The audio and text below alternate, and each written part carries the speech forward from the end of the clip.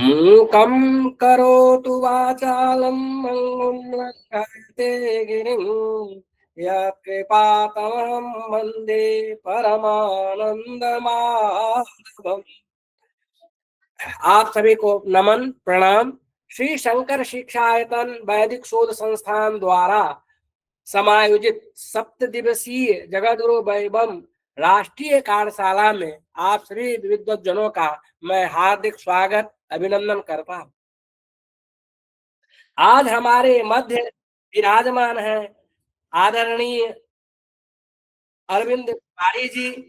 आप आदर्श वैदिक विद्यालय इंटर कॉलेज बागपत में आचार्य हैं और यशस्वी विद्वान हैं। आप कवि हैं। कवि के रूप में आपका यश और प्रख्यात पूरे देश में प्रसिद्ध है। हमारे मध्य विराजमान है आदरणीय प्रोफेसर श्यामदेव मिश्र जी। आप केंद्रीय संस्कृत विश्वविद्यालय लखनऊ परिसर में ज्योतिष विभाग में आचार्य हैं। आपका मैं हार्दिक स्वागत और अभिनंदन करता हूं, प्रणाम करता हूं। आज इस पटल पर उपस्थित सभी विद्वज्जनों का मैं हार्दिक शुभकामना अभिनंदन करता हूं, क्योंकि आज महाशिवरात्रि के महापर्व पर आप लोग इस सत्र में समाहित है, उपस्थित है। इसके लिए विशेष रूप से मैं आप सबके प्रति अभिनंदन वचन समर्पित करता हूं। अब मैं अधिक समय न लेता हुआ हमारे मध्य जो विराजमान वक्ता हैं आदरणीय तिवारी जी, अरविंद तिवारी जी, मैं उनसे निवेदन करता हूं कि अपने पाठांश से, अपने पंक्तिशः पाठ से इस कार्यशाला के गौरव को बढ़ाने में योगदान प्रदान करें। आदरणीय तिवारी जी।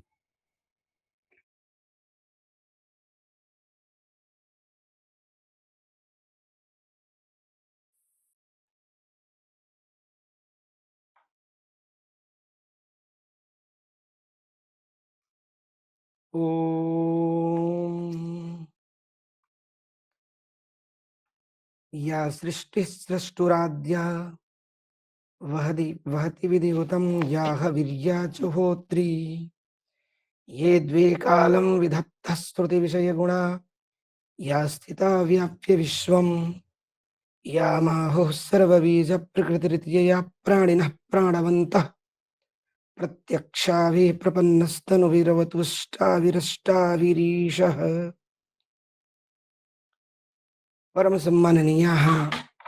सम्माननीय श्री शंकर शिक्षायतन वैदिक शोध संस्थान के अध्यक्ष महोदय, आदरणीय आचार्य संतोष कुमार शुक्ल महोदय जी,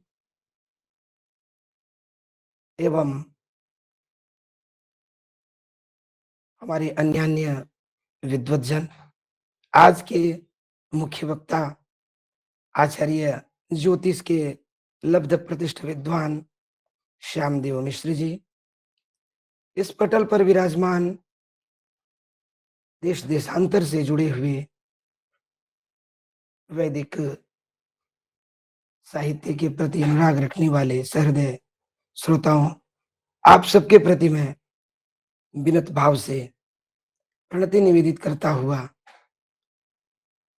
प्रजा सृष्टि विषय पर जो व्याख्यान है उसको प्रस्तुत करना चाह रहा हूं। यद्यपि 3-4 दिनों से स्वास्थ्य प्रतिकूल है, फिर भी मैं प्रयत्न करूंगा।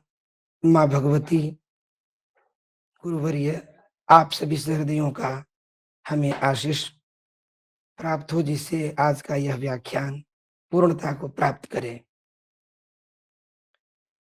सप्ताह व्यापी यह जो कार्यशाला है, इसका आज 5वां दिवस है। सृष्टि विषयक विश्व गुरु ग्रंथ से यह जो अपना व्याख्यान है पंक्तिशः, यह भी बड़ा अलौकिक है। इस व्याख्यान श्रृंखला में सबसे पहले सूर्य संवत्सर की उस महाशक्तित्व की चर्चा की गई है, जिसमें उसको अखिल सृष्टि प्रवर्तक मानते हुए यह स्वीकार किया है कि सृष्टि का वह जनक है। ऋग्वेद में यह जो मंत्र प्राप्त होता है, सबसे पहले तो हमें आचार्य मधुसूदन ओझा जी के प्रति, ऐसे विश्वव्यापी भारतवर्ष को एक अलौकिक शक्ति प्रदान करने वाले, अलौकिक गौरव प्रदान करने वाले आचार्य, जिनके ग्रंथ पर यह सप्ताह व्यापी कार्यशाला आयोजित है, मैं इस शेष को भूयः भूयः प्रणाम करता हूं। आपने अपनी सूक्ष्म दृष्टि से वस्तुतः भारत के विश्व गुरुत्व को सिद्ध किया है। आपके 200 से अधिक ग्रंथों के नाम याद कर पाना भी हम जैसे, मैं अपने लिए कह रहा हूं, मेरे लिए तो बड़ा दुष्कर कार्य है। और कहाँ आपका यह जो वैश्विक विश्वव्यापी जो ज्ञान है, संपूर्ण शास्त्रों के मथन से आपने जो प्राप्त किया है। आपने बताया कि सूर्य संवत्सर में जो मानव ब्रह्म ने, मनुष्य रूपी ब्रह्म ने सूर्य की किरणों की वैज्ञानिकता को जिस प्रकार से देखा है, वो बड़ा ही अलौकिक है। ऋग्वेद के उस मंत्र के व्याख्यान में आपने इतना बड़ा अपना मत शास्त्रों के आलोक में उपस्थापित किया है, और वह मंत्र है सूर्य आत्मा जगतः तस्थुतश्च। यह जो सूर्य है वह चर और अचर सभी प्राणियों का आत्म तत्व है। जगतः का अर्थ चर भी है, और तस्थुसस इसका अर्थ अचर करते हैं। हमारे कोश इसके अर्थ को मानव का पर्याय भी मानते हैं। तो चर और अचर संपूर्ण प्राणियों का यदि कोई आत्म तत्व है, वो है सूर्य। और उसी परम तत्व सूर्य पर आपका यह जो प्रजा सृष्टि विषयक अध्याय है केंद्रित है। सूर्यो हि दैवं परमं जनित्रं संवत्सरे सर्वविधा हि देवाः भूतातिरिक्तान् प्रतिभूत सक्तान् प्राणान् विदुर्देव पदेन देवाः। यह जो मंत्रांशी में हम इसे कहेंगे, क्योंकि इस शेष ओझा जी का जो संपूर्ण वांग्मय है वह भारतवर्ष का एक पंचम वेदात्मक वांग्मय होने से मंत्रांश का संग्राहक है। आप कहते हैं कि सूर्यो ही दैवम परमम पद जनित्रम, सूर्य सर्वश्रेष्ठ जनयिता है, सर्वेशाम प्राणिनाम प्रसविता है, सभी प्राणियों का जन्म देने वाला है। और सूर्य संवत्सर में ही सभी देवता रहते हैं। संवत्सरे अर्थात सौर्य संवत्सरे सर्वविधा ही देवाः संति वसंति निवसंति इत्यर्थः। अब ये देवता कैसे हैं? भूतातिरिक्तान, भूतों से अतिरिक्त है। भूत पंच महाभूत, क्षिति, जल, पावक, गगन और समीर, ये महाभूत है। ईश्वर ने जब इन्हें बनाया, इनको किसी कोटे में नहीं डाला कि ये किसी व्यक्ति विशेष के लिए उपलब्ध रहेंगे। यह राजा को सूर्य उतना ही प्रकाश देता है जितना रंग को देता है। बादल जब वर्षा करता है तो जल सबको समान देता है। आकाश जब अपनी छत्र छाया प्रदान करता है, संपूर्ण प्राणी मात्र को प्रदान करता है। वायु जब बहती है, संपूर्ण प्राणियों को प्राप्त होती है। इसलिए इसको महाभूत कहा गया है। और वे देवता जो है इन पंच महाभूतों से अलग है, और अलग रहते हुए भी इन पंच महाभूतों से जुड़े हुए भी हैं। ये बड़ा ही विसंगतिपूर्ण वाक्य हो सकता है, लेकिन मैं इसका अधिकारी नहीं हूं कहने का। भूतातिरिक्तान प्रतिभूत सक्तान प्राणान, ये जो प्राण स्वरूप देवता है, देवाः वही प्राणाः, प्राणाः वही देवाः। प्राण ही देवता स्वरूप है। एकमात्र प्राण शब्द के कई अर्थ हैं, और ये सभी अर्थ होने के कारण ही इन्हें देवता संज्ञा प्रदान की गई है। और ये देवता भूतों से अतिरिक्त भी है और भूतों में आसक्त भी है, उनसे जुड़े हुए भी हैं। देवताओं ने इन्हीं प्राणों को देवता पद से माना भी है। अथैस सूर्यस्य मयूखमादौ त्रेधा विभक्तम निपुणम ददर्श ज्योतिश्च गामायुरिमान् विभागान् पुनश्च सौक्ष्म्याद् विभजन न पश्यत। वह जो मनुष्य रूपी ब्रह्मा है, पारिभाषिक जो शब्दावली है आचार्य श्री की अलौकिक है। हम इन शब्दों को सुनकर पढ़कर समझते हैं, अनुभूत करने की हमारी अभी शक्ति नहीं है। तो वह जो ब्रह्म है, जैसा कि मनुस्मृति आदि ग्रंथों में हम लोग ऋग्वेद आदि में सूक्तों में पढ़ते हैं कि उस ब्रह्म ने एक श्रेष्ठ देवता का सर्जन किया। उस देवता ने अपने अंग प्रत्यंगों से अलग अलग तत्वों का सर्जन किया। तो यहाँ देवताओं में जो मनुष्य रूपी ब्रह्मा जी हैं, उन्होंने सूर्य की किरणों में, निपुणम शब्द का यहाँ अर्थ यदि हम मयूखम से विशेषण मान कर ले या उसको क्रिया विशेषण मान कर ले तो अलग अलग अर्थ हमारे सामने उपस्थित होंगे। अथईश अथ एषा मनुष्य रूपी ब्रह्मा विधि प्रजापति सूर्यस्य मयूखम आदौ निपुणम ददर्श त्रेधा विभक्त। सूर्य की किरणों को तीन प्रकार से विभक्त बड़ी निपुणता पूर्वक देख लिया।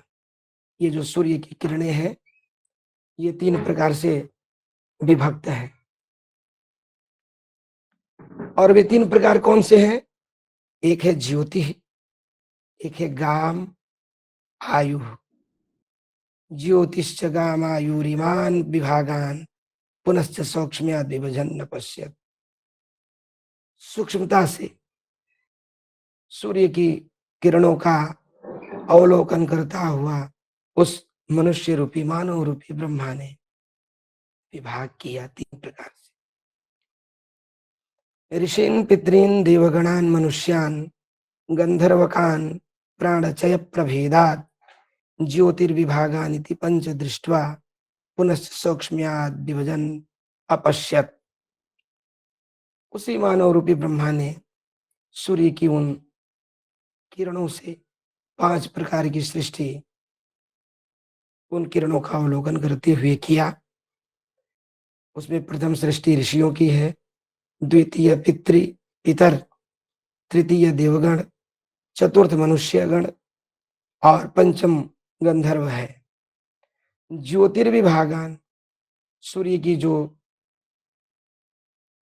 रश्मियां बड़ी ज्योतिंशी पूर्ण थी, यानी चमत्कृत करने वाली थी, उनका पांच सृष्टियों में विभाजन किया। तो यह जो प्रथम सूर्य संवत्सर का अखिल सृष्टि प्रवर्तकत्व होना, यानी संपूर्ण सृष्टि का प्रवर्तक सूर्य है, और वह वैदिक मंत्रकांड से सूर्य आत्मा जगतः प्रस्तुतश्च, उसके लिए आपका यह ग्रंथ तीन इन श्लोकों के द्वारा गूढ़ रहस्यों का प्रतिपादन कर रहा है।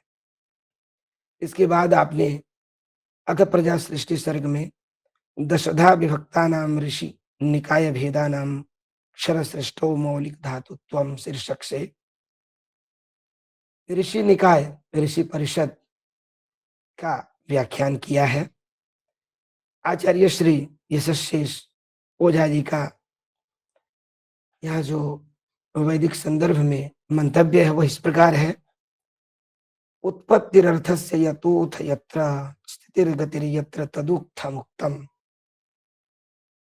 ये गला थोड़ा सा खराब है, काढ़ा सामने रखा है, मैं ले रहा हूं।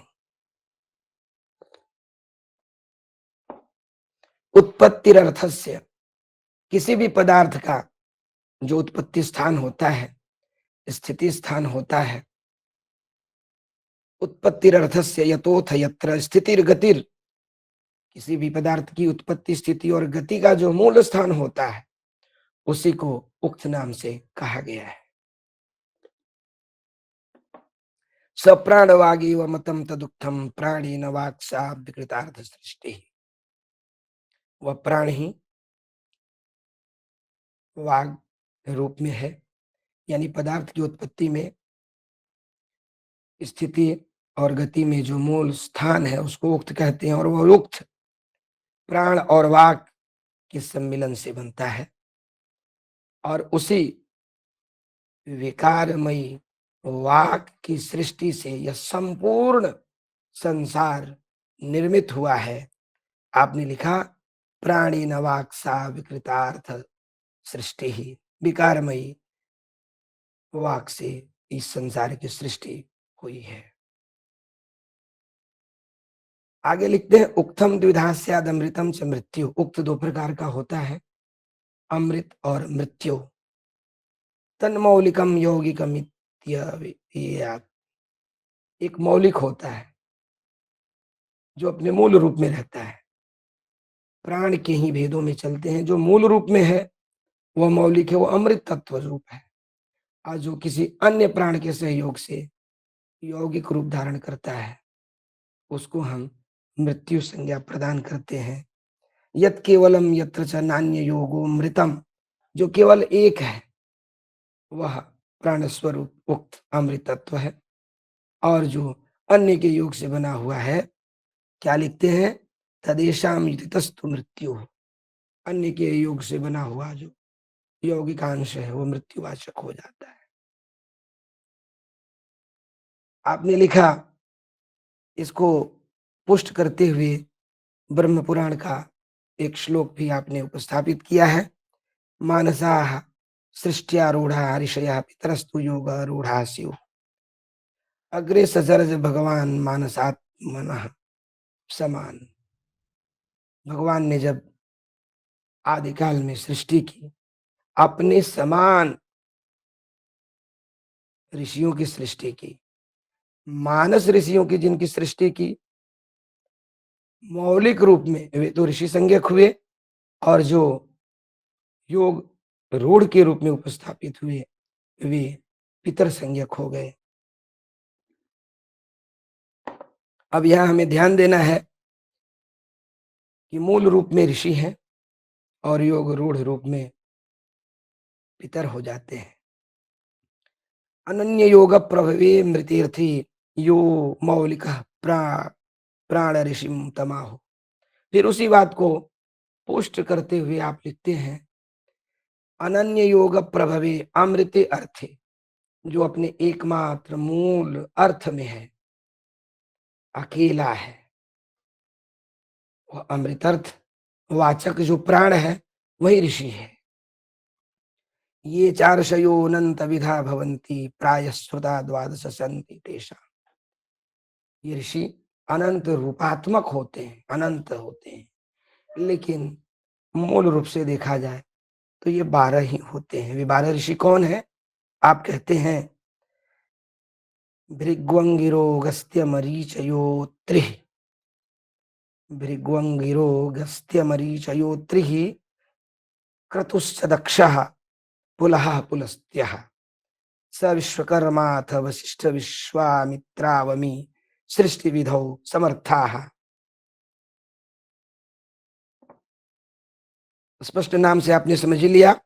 उन 12 ऋषियों के नाम में भृगु हैं, अंगिरा हैं, अगस्त्य हैं, मरीचि हैं, अत्रि हैं, क्रतु हैं, दक्ष हैं, पुला हैं, पुलस्त्य हैं, विश्वकर्मा है, वशिष्ठ और विश्वामित्र। एक बात यहां इन्होंने स्पष्ट की, सृष्टि विधौ समर्थाः। इनमें से एक एक ऋषि सृष्टि करने में समर्थ है। अभी विगत दिन रामायण पर मेरा एक व्याख्यान था, तो मैंने रामायण में राम पर नहीं बोला, मैंने महर्षि वाल्मीकि की ऋषि परंपरा पर चर्चा की। भारतवर्ष की ज्ञान परंपरा में ऋषियों का जो अवदान है, विश्वामित्र सृष्टि करने में समर्थ हैं, दूसरा स्वर्ग बना सकते हैं। और मधुसूदन अपने ओझा जी का यहाँ जो वक्तव्य है आप देखें क्या लिखते हैं? ये 12 ऋषि है ना, सृष्टि विधौ समर्था, सृष्टि विधान करने में ये समर्थ है, एक ही नहीं। तो भारतवर्ष ऋषियों का देश है। ये ऋषि ही मनुष्यों को, नर को नारायण बनाते हैं और वे नारायण ही हमारी सृष्टि का मूल रूप से संचालन करते हैं।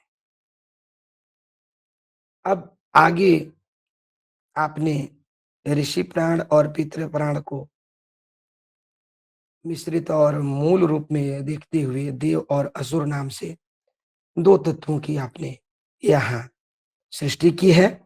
आप लिखते हैं ऋषिभ्यो विविध प्रयोगाद अन्यान्य रूपा पितरो बभूव। ऋषियों के अनेक प्रयोगों से अनेक रूपों वाले पितरों का प्रादुर्भाव हुआ।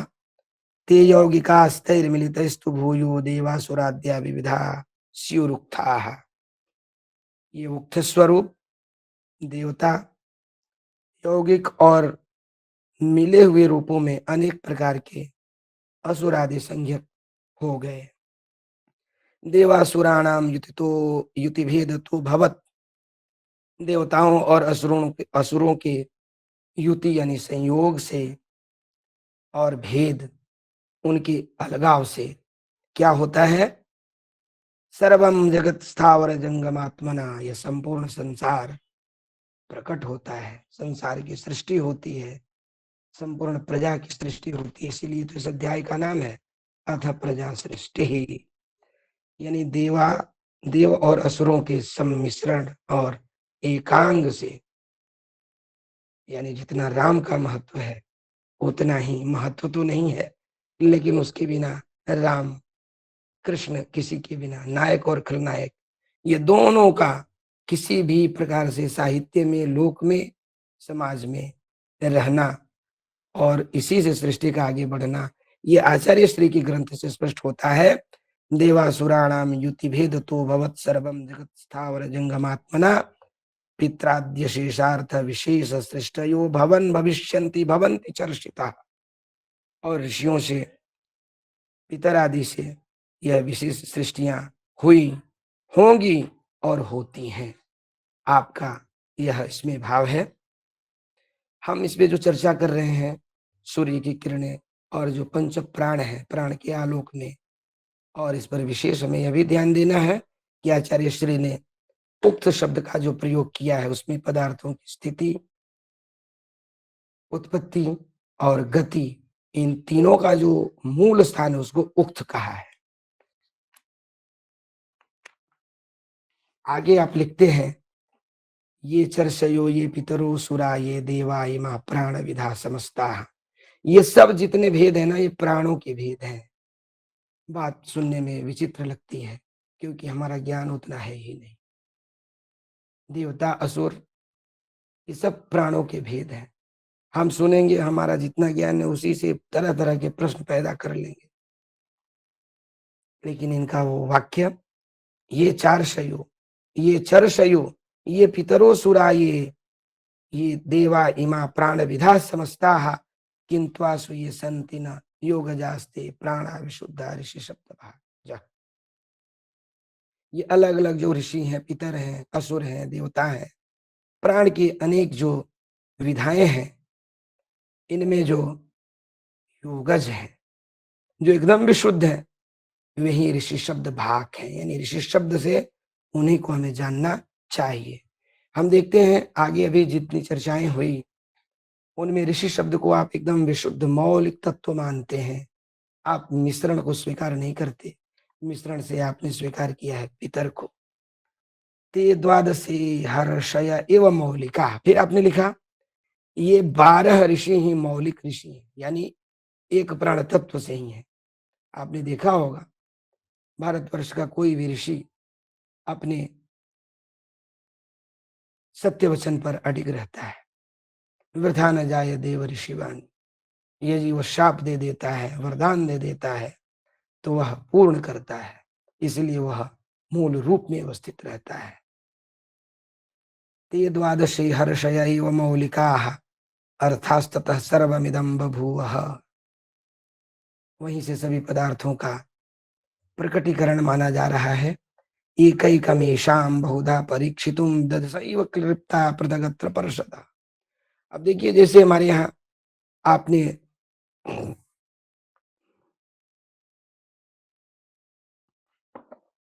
अर्थशास्त्र पढ़ा होगा, आचार्य कौटिल्य ने बड़े बड़े मंत्रियों की, यानी जो हमारे 7 प्रमुख मंत्रियों, उनके ऊपर एक अमात्य, इन सब के परीक्षण के लिए भी कमेटी बनाई। जैसे सरकारें अलग अलग गुप्तचर विभागों की नियुक्ति करती हैं, उन विभागों में काम करने वाले अधिकारियों की देखरेख के लिए भी एक विभाग बनाती है। कौन क्या कर रहा है, किसका कार्य सही है, किसका गलत है। और वैसे ही ये मौलिक रूप में 12 ऋषि तो हैं, लेकिन इन ऋषियों की परीक्षा करने के लिए भी एक परिषद बनी हुई है। कितनी विस्तृत और सुंदर व्यवस्था है इस ईश्वर की। और इसको देखा किसने? भारतवर्ष के एक ऋषि ने, ओझा जी ने। हम उस ऋषि को प्रणाम करते हैं। आपने लिखा, एकैकमेषां बहुधा परीक्षितुम। एक प्रकार से परीक्षा इन ऋषियों की नहीं करनी है। आप वाल्मीकि रामायण पढ़िए ना, विश्वामित्र मुनि की परीक्षा कितने प्रकार से हुई। ब्रह्मर्षि यूं ही नहीं बन गए थे कि ये ब्रह्मर्षि हो जाएंगे। ब्रह्मर्षि के लिए उनकी बड़ी कठिन परीक्षा ली गई। बार बार देवलोक की सुंदर अप्सराओं को भेजकर उनकी तपस्या को भंग किया गया, लेकिन अंत में उन्होंने ब्रह्मर्षि पद को प्राप्त किया। तो कहते हैं बहुधा परीक्षितुम, अनेक प्रकार से इन ऋषियों की परीक्षा करने के लिए 10 कठिन और मजबूत परिषदों का निर्माण किया गया। दशैव, देखिए एव कहकर वहां इन्होंने विराम कर दिया कि और आगे कोई भेद न कर दे कि नहीं 11वीं परिषद भी होती है, क्योंकि अपना देश है निरंकुश, कवि जन इत्यादि भेद प्रभेद करते चलते हैं। तो कहते हैं कि पृथकत्र परिषद, अलग अलग परिषदें हैं। एक समिति दूसरे समिति का ये नहीं कि उन्हीं की रिपोर्टिंग वो लगा दे, ऐसा नहीं करती है। वो परीक्षा बढ़िया से लेती है ऋषि की, और उसके बाद उनके कार्यों की आगे आलोचना, प्रत्यालोचना, प्रशंसा इत्यादि होते हैं। तासाम कथचित स्वर्गे, कितनी दिव्य बात है। इन परिषदों में से कुछ परिषदें स्वर्ग में है। कथिचित वा भारतीय वर्ष, कुछ परिषद तो भारतवर्ष में है, इसलिए भारत ऋषियों का देश है।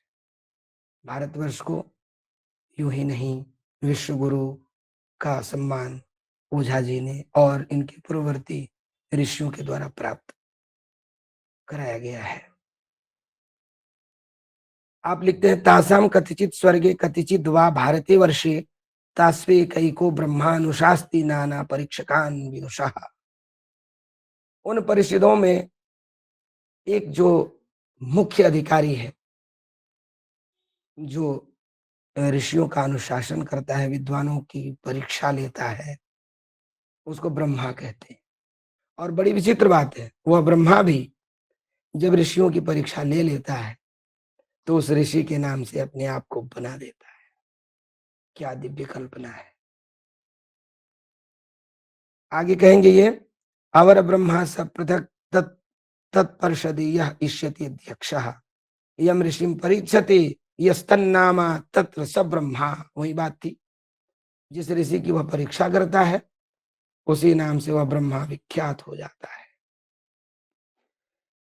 इसके आगे आप आरंभ करते हैं अवर ब्रह्म के स्वरूप का। ऋष्यादि स्वरूप परीक्षार्था ब्रह्म परिषद भेदा अवर ब्रह्मणाम स्थानानि। अब आप बता रहे हैं किस जगह कौन सी परिषद है, यानी किस चीज का डिपार्टमेंट कहाँ है। वाहली के पुष्कर के वाहली के पुष्कर के ब्रह्मावर्तित यावन प्रांते पौलह खंडे चैता परिषद आसन सरस्वती कूले। इन स्थानों पर ये परिषद बनी हुई है। वाहलिक में है, पुष्कर में है। पुष्कर को तो हम लोग स्पष्ट रूप से आज भी यथावत जानते समझते हैं। राजस्थान का पुष्कर, ब्रह्मावर्त, यावन प्रदेश, पौला खंड, ये जो है, और सरस्वती कूले, स्पष्ट है कि सरस्वती नदी के किनारे इन परिषदों की स्थापना हुई है और ये परिषदें वहीं कार्यशील है। अन्यान्य देशे पीछा परिषदो भवन, और भी दूसरे देशों में ये परिषदें बनी हैं। ब्रह्म प्रचाराय च धर्म गुप्त, मूल रूप से हमें ध्यान देना है, भारतीय संस्कृति का कोई भी ग्रंथ, भारतीय संस्कृति का कोई भी ऋषि दो ही बातों पर ध्यान देता है, चाहे वो पौराणिक, चाहे वो महाभारत, कहीं से भी देखें दो ही चीजें, धर्म, क्या कहते हैं, अथा तो ब्रह्म जिज्ञासा। तो अन्यान्य देशे पीछे परिषदो भवन ब्रह्म प्रचार आया, ये परिषद ब्रह्म प्रचार के लिए है, यानी ऋषियों का परीक्षण करना है कि वो ब्रह्म प्रचार से भटके तो नहीं है ना। और धर्म गुप्त, धर्म का अनावश्यक प्रदर्शन के लिए नहीं, गुप्ती रक्षा के लिए। श्रुतम में गोपाय, जिस शास्त्र को, जिस धर्म को, जिस ब्रह्म विद्या को आपने सुना है उसको आप बचाए रखें। इसलिए ये परिषदें बनी हैं ऋषियों की परीक्षा के लिए, जिसका एक एक अध्यक्ष ब्रह्मा अनेक देशों में, कुछ देशों के नाम लिए गए और कुछ के नहीं भी लिए, नियुक्त है। ब्रह्मा नियुक्त प्रति परिषद एक को, स्पष्ट बात है। मणिशंकर जी, ब्रह्मा प्रत्येक परिषद में, एक एक परिषद में एक एक ब्रह्मा की नियुक्ति हुई है। वेदे सधर्मे व्यनयत व्यनयत जनान गुरु, वेद और धर्म के प्रति वह गुरु रूपी ब्रह्मा सबको प्रविष्ट करा रहा है, प्रवृत्त कराता है। वाली के भृगु परिषद, वालिक में भृगु ऋषि की परिषद है, उसको आंगीरसी भी कहते हैं। वाली के भृगु परिषद सांगीरसी, पुष्करे त्वर्थ अथर्व परा, और पुष्कर में जो परिषद है उसको अथर्वा परिषद के नाम से जानते हैं। ब्रह्मावर्ते घोरांगीरसौ, ब्रह्मावर्त में जो परिषद है उसको घोरांगीरसी परिषद कहते हैं। याम्य तुषागस्ती, दक्षिण में, याम्य यानी दक्षिण, दक्षिण प्रदेश में जो ब्रह्म परिषद है, ब्रह्मा की परिषद है, ऋषियों की परीक्षा के लिए, उसको अगस्ती, आप सब जानते हैं दक्षिण दिशा से अगस्त ऋषि का बड़ा घनिष्ठ संबंध है, इसलिए याम्य तुषा अगस्ती परिषद कहलाती है। सिंधु नदोपग सरितम सरस्वती मनो सरस्वती नगरी, सिंधु समुद्र के समीप जो नदियां हैं उसमें भी जो सरस्वती है, सरस्वती नगरी में, तस्याम प्रतिष्ठिता सीद वासिष्ठी नाम परिषद प्राग, वहां वशिष्ठ ऋषि की परिषद, जिसे वासिष्ठी कहते हैं, वह पहले स्थापित थी। पुलह पुलस्त्य कृत्वादि नाम तो स्वर्ग भूमिस्था, पुलह पुलस्त्य और कृत्वादि, ये तो स्वर्ग और भूमि दोनों जगह स्थित रहने वाले परिषदों के ऋषि हैं। परिषद आसन क्वचिदपि सात्रीरासित यावनी देशे, बड़ी विचित्र बात है, यवन देश में, यवनों के यावन देश में अत्रि ऋषि की परिषद थी। भारतवर्षे पश्चाद उपकूले देविका सरिता या ब्रह्म परिषद अभवत तस्याम उद्दालको ब्रह्मा, भारतवर्ष के यानी समुद्र के पश्चिम भाग, देविका सरित के आसपास जो ब्रह्म परिषद है, उसके जो ब्रह्मा है वो उद्दालक नाम से जाने गए। चेलक पौत्रो, चेलक के पौत्र, जीवल पुत्रो, जो जीवल के पुत्र थे, वे बहुत बड़े विद्वान थे, उनका नाम प्रवाहण था, वे दृष्टा थे, मंत्र दृष्टा ऋषि रहे होंगे। ववर पिता राजन्यो गतिमा गतिमात्मनोपश्य। यहाँ बड़े विस्तार से आपने देखा कि प्रवाहण ऋषि के विषय में बात कही गई। अन्य ऋषियों के लिए एक ही श्लोक में कई ऋषियों को पिरो दिया गया है, लेकिन प्रवाहण ऋषि के लिए विशेष विशेषण का प्रयोग किया जा रहा है। इसका मतलब ये एक बहुत ही सुप्रसिद्ध विद्वान ऋषि रहे होंगे। आप देखें, इसलिए इनकी परंपरा को भी आचार्य श्री ने लिखा।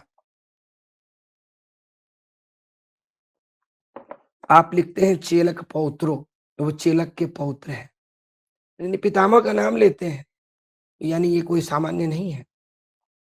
पहले जब अपने यहाँ कोई शिष्य किसी विद्वान को प्रणाम करता था तो वह नाम लेता था कि मैं उनका शिष्य आपको प्रणाम करता हूं। इससे उस शिष्य की गरिमा बढ़ जाती थी कि वे उस गुरु के शिष्य हैं। आजकल के शिष्य तो अपने गुरु का नाम ही नहीं लेते, अपनी महिमा में ही हो जाते हैं। मतलब चेलक के पौत्र हैं और जीवल के पुत्र हैं, ये दोनों बड़े ऋषि रहे होंगे। और विद्वान ऐसे ही पौत्र नहीं है, विद्वान पौत्र है, इनका नाम है प्रवाहण। और एक और विशेषण दिया, दृष्टा है। वबर पिता, वबर के पिता भी हैं। राजन्यो गतिमा, ये राजर्षि के रूप में होंगे। ये गतिमा गति मात्मनुपश्यत, देखिए आत्मज्ञ है वह सर्वज्ञ। आत्मा की गति और अगति को समझने में निपुण ऋषि हैं। और इनके लिए क्या कहते हैं? पंचाला नाम परिषदि सोभूत ब्रह्मा। पंचालों के परिषद में ये ब्रह्मा है। प्रवाहण ये अध्यक्ष के रूप में है। अपि पिप्पलाद परिषद पंचनदे चैवमन्यन्या। पिप्पलाद ऋषि की जो परिषद है पंचनद यानी पंजाब में है, यह अन्यान्य परिषद है। ये ऋषि जब लिखता ना, हमारी गुरु परंपरा कहती है कभी भी विशेषण का व्यर्थ प्रयोग न करें।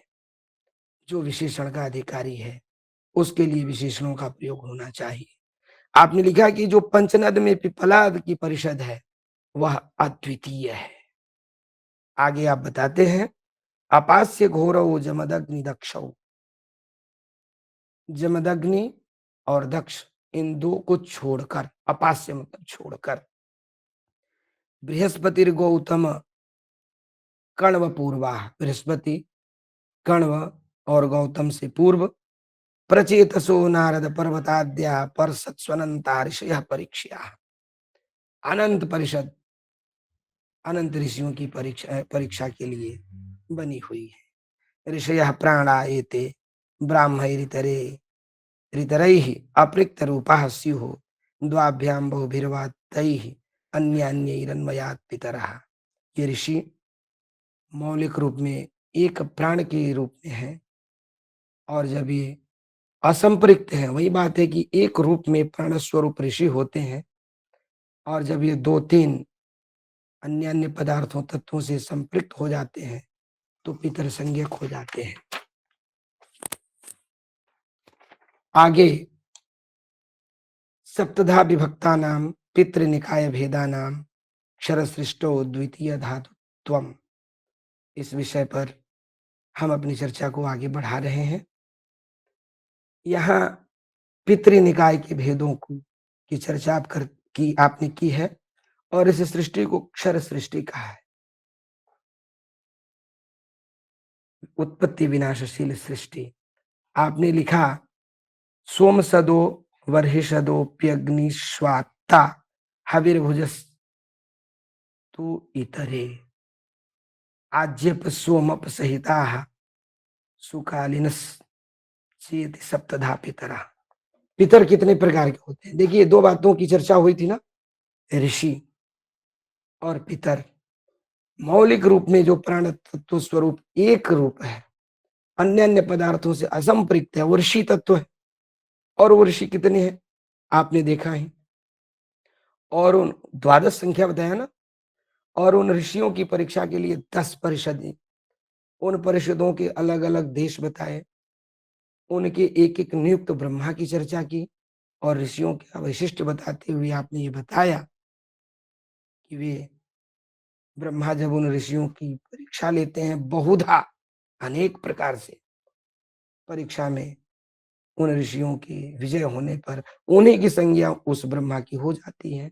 तो अब दूसरा तत्व बचा पितर तत्व। तो पितर तत्व की व्याख्या करते हुए आपने लिखा 7 पितर होते हैं, सप्तधा 7 प्रकार के। सोमसदो बर्हिषदः, सोमसद, बर्हिषद, अग्निश्वात्त, हविर्भुज, हवि का भक्षण करने वाले, और भी हैं जिनमें आज्यप, आज्य यानी घी, प मतलब पीने वाले, घृतपाई जिन्हें कहेंगे, सोमप सहिता, सोम, सोमम पिबती इति सोमपः, तेन सहिता ये इति सोमप सहिता, यानी आज्यपाई और सोमपाई को मिलाकर और सुकालीन को मिलाकर ये 7 प्रकार के पितर हो गए। ध्यान देंगे, सोमसद, बर्हिषद, अग्निश्वात, हविर्भुज, आज्यप, सोमप और सुकालीन। अब यहाँ उनके लिए बताते हैं कि कौन किस दिशा में रहते हैं। आचार्य श्री समय का होगा तो हमें संकेत कर दीजिएगा, क्योंकि एक तो गला भी है और दूसरा उपसंहार कर दीजिए। तो उपसंहार को छोटे में कर ना पाना संभव नहीं है। मैं चाहूंगा किसी दिन एक और मेरा अवसर दीजिएगा जब मैं अपने आप को उपकृत समझूंगा, क्योंकि मैं इस पूर्णता से अपने आप को संतुष्ट नहीं मान रहा, क्योंकि आधे से अधिक मुख्य विषय अभी बाकी हैं। उपसंहार इतना जल्दी करना संभव नहीं है, जैसा आप बताएं। नहीं, उपसंहार कर दीजिए आप। अच्छा आदरणीय आदरणीय मिश्र जी उपस्थित है। अच्छा अच्छा अच्छा, बहुत सुंदर। तो हमने देखा कि अभी आपने 7 पितरों की चर्चा की और उनके लिए स्थान बताए, कौन कहाँ है। और एक बात इसमें सबसे अच्छी, सारी बातें अच्छी हैं, अब जो अच्छी न लगे इसका मतलब अच्छी तो नहीं, ऐसा हम कहने के अधिकारी नहीं है। आपने कहा कि सोमे, आप चंद्रमा पे जल की जो आपने बात की, आज भी हमारे वैज्ञानिक ढूंढ रहे हैं ना चंद्रमा पे जल है कि नहीं है, लेकिन आपके इन्हीं मंत्रों में मैंने आज देखा था, आपने लिखा था कि चंद्रमा सोम, वहां जल की स्थिति है। तो इस प्रकार से आपने अलग अलग पितरों की भी चर्चा की और उनके स्थान की भी चर्चा की। आपने यह भी एक बड़ी विचित्र बात बताई कि प्रेता इमेपि क्रमतो द्युलोक गच्छन्ति देवैः सह संगति संगम, इतः प्रदानम च इमे तैमे भजन्ति यज्ञात् तथा च श्रुतिषु श्रुतम नः। प्रेतगण जो हम समझते हैं ना, दिवंगत होने के बाद जो लोग इतर लोकों में चले जाते हैं, श्रुतियों में यज्ञों के द्वारा ऐसा सुना गया है कि वे भी यहाँ से दिए हुए पदार्थों को प्राप्त करते हैं। बहुत से लोग कहते हैं ना कि भाई मृतक के बाद जो दान दिया जाता है वो तो सब अलग अलग दृष्टियों से लोग व्याख्या करते हैं, इस पटल पे मैं नहीं कहना चाहता, लेकिन आपने पुष्ट किया कि उसके बाद भी दिया जाने वाला श्रद्धा पूर्वक दान उन्हें वहां प्राप्त होता है। और आप लिखते भी हैं ये अग्निदग्धा, ये अनग्निदग्धा। देखिए, मृतक शरीर की 2 ही विधियां होती हैं, या तो उसको अग्नि द्वारा जलाया जाता है या समाधि, यानी किसी जगह जल हो या स्थल हो उसको समाधिस्थ किया जाता है। तो ये अग्निदग्ध हैं। जो अनग्निदग्ध हैं ये उन लोगों को जाते हैं, या जो उन लोगों को नहीं पहुंच पाते जिन्हें किसी काल अकाल मृत्यु का कारण मानते हैं। लेकिन आपका कहना है कि मघा आदि विशेष नक्षत्र आदि में वह बहुत बड़ा विज्ञान का रहस्य है। मैं मघा शब्द से ही प्रस्तुत करता हूं, आप लोग वहां दिए गए दानों को प्राप्त करते हैं, जो संताम का प्रयोग किया है। इसी प्रकार आपने पंचधा विभक्ता नाम देव निकाय भेदा नाम 5 प्रकार से देव निकाय का भेद किया है। लोकेशा असुरा वा तैर्य योनाश्च देव योनिश्च पशवश्चेति विभागा देवगण पंचधा ख्याता। सांख्य में तो अष्ट विकल्पो दैव, सांख्य कारिका कहती है कि 8 प्रकार का दैव सर्ग होता है। मानुषकश्चैक विधा, और मनुष्य एक प्रकार का होता है। यदि सांख्य दर्शन का पालन किया गया होता तो समाज में जातिगत भेद ही नहीं होते। मानुषकश्चैक विधा, अकेला उन्होंने दिया संदेश। लेकिन आपका कहना है कि दैव सर्ग, दैवगण 5 प्रकार का है। लोकेश, असुर, तैर्यक, देवयोनि और पशु। इसके बाद आपने 3 प्रकार से सोम और लोकपालों का भी वर्गीकरण किया है। आवरक, संवरक, संकोचक आदि प्राण विशेषों का देव विरोधी असुर तत्व से भी आपने कल्पना की है। जैसे कि देवता कौन है, असुर कौन है। देवताओं के पास सात्विक गुण का उदय होने से वे सर्वदा दान, दया, दाक्षिण्य में रहते हैं, और असुरों के पास बल तो रहता है लेकिन वे तमोगुण और रजोगुण के उद्रेक के कारण विपरीत दिशा में चलते हैं।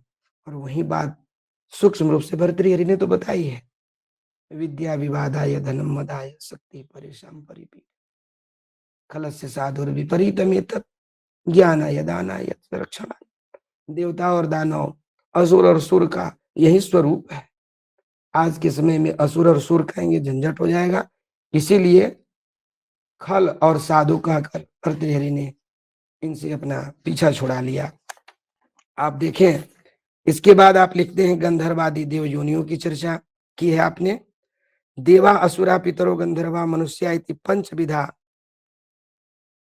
अनभस्या नभस्या संचारी देवताओं की भी आपने चर्चा की है। विषय बड़ा व्यापक है और मेरे जैसा अल्पमति व्यक्ति और उस पर इस गले की खांसी और अन्य कार्यक्रमों में व्यस्तता, मैं अपने आप को असंतुष्ट मानता हुआ शंकर शिक्षायतन के प्रति कृतज्ञता अर्पित करता हुआ यह याचना भी करता हूं कि आगे आप अवश्य मेरा व्याख्यान विस्तार से कराएं। जब मेरा स्वास्थ्य अच्छा हो तभी मैं अपने को कृतज्ञ मानूंगा। सबको प्रणाम करता हूं जिन्होंने ध्यान से इसे सुना। आप सबके प्रति विनती प्रेषित है। नमस्कार। बहुत बहुत प्रणाम, आभार सर। आप जैसे महामनीषी अपने वचन के अनुसार गला आपका प्रतिकूल होने पर भी, कंठ से विकंठ होने पर भी आपने व्याख्यान दिया, यह अत्यंत ही गौरव का विषय है। आप शंकर शिक्षायतन से निरंतर जुड़े ही रहते हैं। हम जब भी कोई कार्यक्रम करते हैं आपका स्मरण जरूर करते हैं। आज जो आपका विषय था वो सूर्य से था, और मैंने कहा कि सूर्य आत्मा जगतस्तुकस्य सूर्याश्रमम प्रसिद्धेत। सूर्य में गौ, ज्योति, आयु की बात ये आपने कही। एक दो बातें मैं और बताऊंगा। जो जीवलक का प्रवाहन विद्या की जो बात उठी है, छांदोग्योपनिषद के प्रारंभ में ही प्रवाहन विद्या जितने आचार्य का, चेलक का, जीवक का इन्होंने नाम लिया है, वह छांदोग्योपनिषद के प्रथम में ही उपलब्ध, आदि में ही भाग में उसका वर्णन है। पितर का जो स्वरूप है उस पर मैं आपसे निवेदन करना चाहूंगा। आप इसको जानेंगे कि जो हमारे यहाँ भारतीय सनातन परंपरा थी उसमें आभ्युदयिक श्राद्ध कहते हैं। क्या कहते हैं? आभ्युदयिक श्राद्ध। यह महामांगलिक श्राद्ध, नांदी मुख श्राद्ध। क्या कहते हैं पंडित के शब्द में? नांदी मुख श्राद्ध।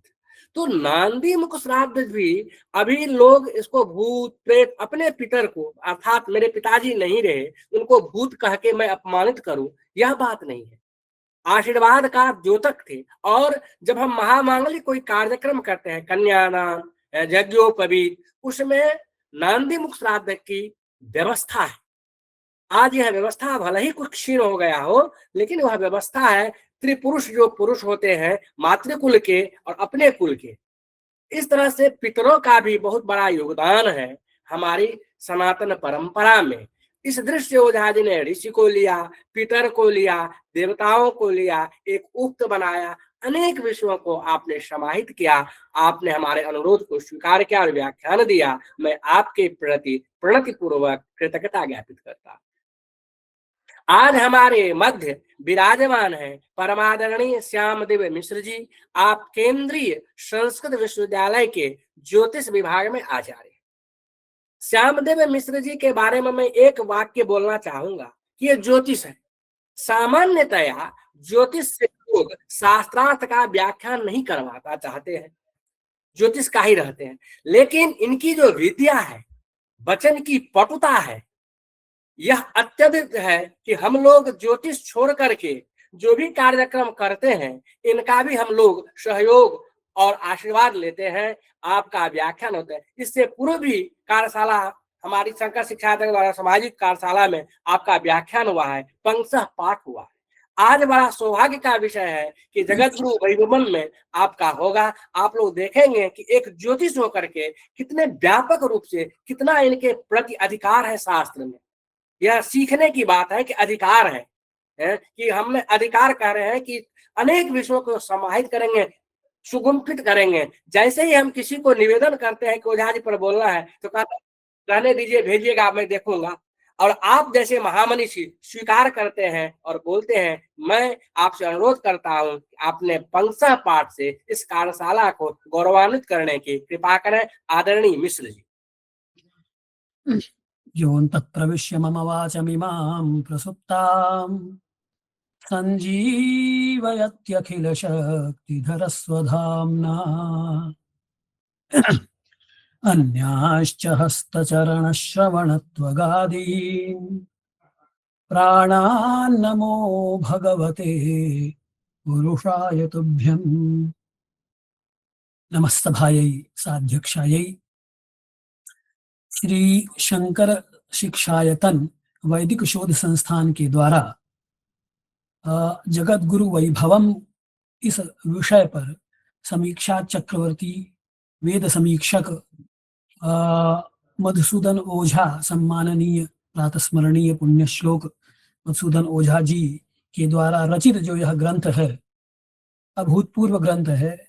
उनके तो सभी कार्य ही अभूतपूर्व रहे हैं।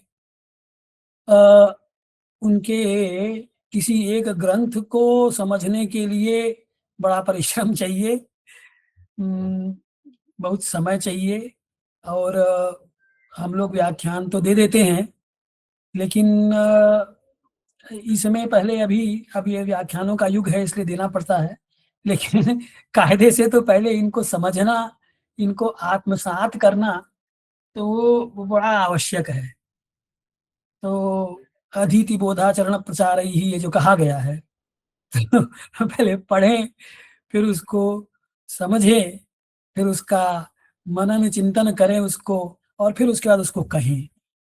तो इसलिए, और फिर जैसा कि श्रीमान जी ने, विमल जी ने कहा, मैं हूँ तो थोड़ा ज्योतिषी, थोड़ा बहुत शास्त्र में रुचि रखता हूँ, इसलिए आप लोग समझते हैं तो इसलिए कहते हैं। तो इस विषय में यथामति कुछ अपनी बात कहूँगा। पुनः एक बार ये निवेदन करते हुए कि ये ग्रंथ है और इस ग्रंथ की एक एक पंक्ति, एक एक को खोला जाए तो इतना ये विवृत होता है कि इसका विवरण अपने आप में बड़ा श्रम साध्य और समय साध्य है मित्रों। तो जितना हो सकेगा हम अपनी बात रखेंगे। अस्तु। विश्वं दर्पण दृश्यमान नगरी तुल्यं निजान्तर्गतं पश्यन्नात्मनि मायया बहिरिवोद्भूतं यथा निद्रया यः साक्षात् कुरुते प्रबोध समये स्वात्मानमेवाद्वयम् तस्मै श्री गुरुमूर्तये नम इदं श्री दक्षिणामूर्तये। ऐसा है कि ये वेद सृष्टि पर का जो खंड हमें मिला है, वैदिक सृष्टि, तो इसमें आरंभ में सबसे पहले समीक्षा चक्रवर्ती जी ने इसी पर विचार किया है कि यह वेदवाणी के पौरुषेयत्व अपौरुषेयत्व पर विचार किया है उन्होंने। एक जो अब इसमें जो श्रोतागण जुड़े हैं वो निश्चित तौर पर समीक्षा चक्रवर्ती जी के लोकत्रयी के की परिकल्पना को जानते होंगे। तो जैसे भौम त्रिलोकी है, तो यहाँ पर भी स्वर्ग नरक और ये भौम इनकी कल्पना की है उन्होंने। ये सब में मैंने त्रिलोकी की कल्पना सर्वत्र की है। तो उस त्रिलोकी की कल्पना में जो जिस प्रकार से स्वर्गलोक के ब्रह्मा जी हैं, उसी प्रकार से पृथ्वी पर भी एक स्वर्गलोक है, उसके भी एक ब्रह्मा जी हैं। तो वो मानव ब्रह्मा है, इस प्रकार से एक देव ब्रह्मा भी हैं। तो इस प्रकार से ये उनकी कल्पना है, उनका चिंतन है, यह विचार है। तो प्रश्न यही उठता है, सबसे पहले विचार यही आता है कि वेद के पौरुषेयत्व या अपौरुषेयत्व पर इतना क्यों खोपड़ी खपा रहे हैं। तो भाई भाई है प्रत्यक्षेणानुमित्या वा यस्तु पायो न विद्यते वाली बात आई ही है। तो वेद की वेदता उसी में है, इसलिए अपौरुषेयत्व है ऐसा कहा जाता है। तब चूंकि यहाँ पर वो बात कह देते हैं कि यद्वा सनित्यम प्रतिपद्य वेदम ब्रह्मा मनुष्योऽपि चकार वेदम तस्यैष आत्मैव परो यथा भूत उद्बुद्ध एवं स उवाच वाचम। जब भौमत त्रिलोकी की बात कर दी, यानी पृथ्वी पर भी ये तीनों लोक हैं, वहां पर भी स्वर्ग है जहां देवता रह रहे हैं, तो अब उस देवता में फिर ब्रह्मा जी भी आ जाएंगे। तो वही बात, वो मणिजा जाति की जो भौमत त्रिलोकी है उसके साध्य वर्ग में जो महामेधावी मनुष्य रूप में जो देव ब्रह्मा है, तो देव ब्रह्मा का जो अवतार पुरुष है यानी मानव ब्रह्मा, उसके समाधिस्थ होने पर उनका आत्मा अव्यय रूप पर आत्मानुगत हो गया। तस्य एष आत्मा एव परः यथा अभूत, ऐसा कह रहे हैं कि उनका ही वह जो आत्मा है वो अव्यय रूप पर परम आत्मा हो गया। इसीलिए उद्बुद्ध एवं स उवाच वाचम, उस समय उनके मुख से जो निसृत वेद साक्षात पर ब्रह्म से प्रादुर्भूत होने के कारण अपौरुषेय माना जा सकता है? भाव तो समझ में आ रहा होगा विद्वानों को, है? उनका ये कहना है कि भाई वो मानव ब्रह्मा है, तो वो मानव ब्रह्मा जब समाधिस्थ हो गया, तो समाधिस्थ होने के बाद क्या हो गया है? यद्वा स नित्यम प्रतिपद्य है, जब वो नित्य स्वरूप में यानी समाधिस्थ हो गया, तब उनका आत्मा तस्य एष आत्मा एव परः पर आत्मानुगत हो गया। इसलिए उद्बुद्ध एवं स उवाच वाचम, उनसे जो वाणी निकल रही है, उनसे जो निश्चित जो वेद है, वो साक्षात पर ब्रह्म से प्रादुर्भूत हो रहा है, इसलिए उसका अपौरुषेयत्व है। यदस्य विज्ञानमथास्य या वाक् आत्मानुरूप्यात् तदुदेति सा च या वैखरी वाग्नुतया सदृष्टं विज्ञानमाहैष निबन्ध वेदः।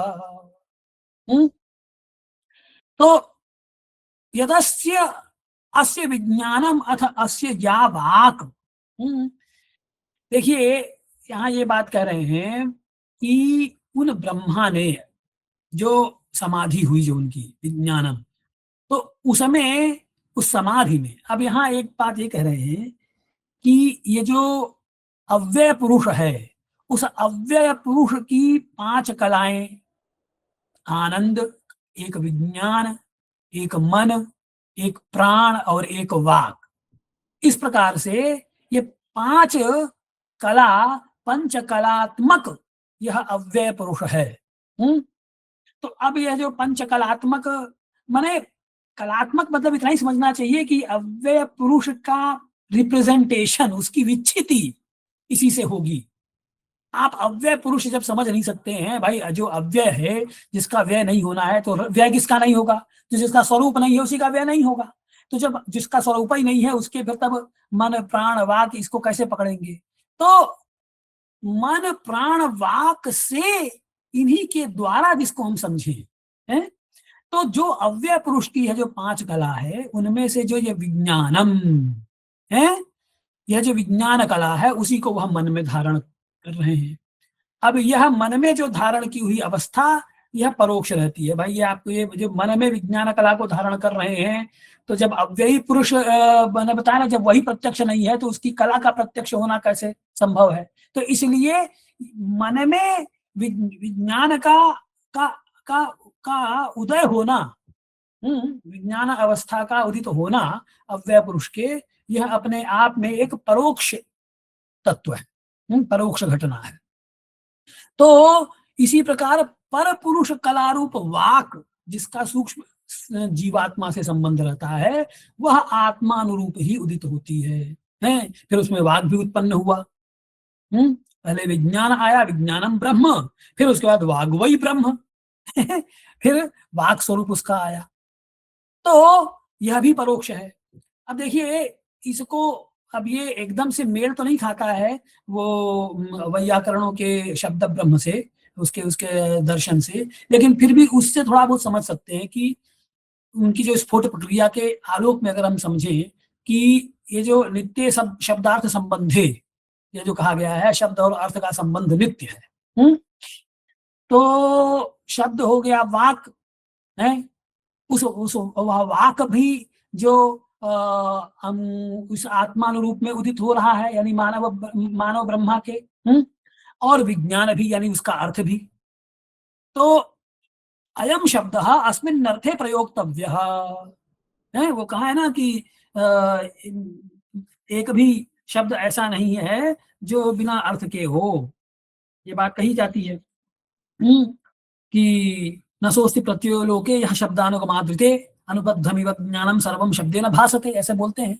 तो वो ज्ञान पहले आया और शब्द बाद में आया, ये प्रक्रिया हुई कि क्या प्रक्रिया हुई इस विषय में तो बहुत स्पष्ट नहीं कहा है, लेकिन उनका ये कहना है कि वह ज्ञान और वह वाक, यानी कि जो बौद्ध शब्द है स्फोट, तो वो बौद्ध शब्द पहले प्रकट हो रहा है।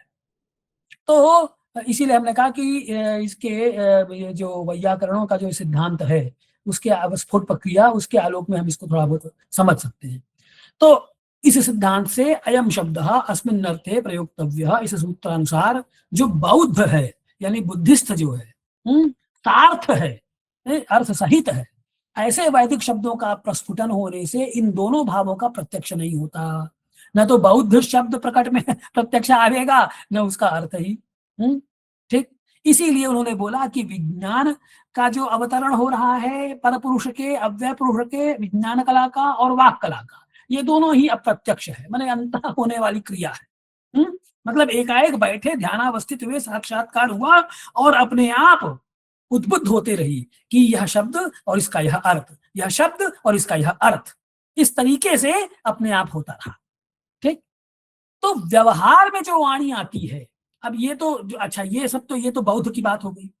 उसके अलावा जो या वैखरी वाग नुतया सदृष्टम ज्ञानमाहेष निबंध वेद, तो अब अच्छा देखिए ये बड़ा विवेचन जो ओझा जी ने किया, उन्होंने यही कहा कि अभी तक की ये जो प्रक्रिया हुई, ये प्रक्रिया पूर्णतया पर पुरुष के साथ साक्षात्कार होने से, या यूं समझ लीजिए कि पर पुरुष स्वरूप होने से, या यूं समझ लीजिए कि आत्मा और वेदांत दर्शन की भाषा में कहें तो आत्मा और परमात्मा के बीच जो विक्षेप रूपी जो पर्दा है, अनावरण, उसका अनावरण हो जाने से वह स्वयं परमात्मा स्वरूप हो गया है। इसलिए वहां जो बौद्ध में जो अवतारणा हो रही है, बुद्धि में जो अवतारणा हो रही है वैदिक शब्दों की या वेदों की या ऋचाओं की, वह साक्षात परम ब्रह्म की हो रही है, इसलिए वो अपौरुषेय हो गया।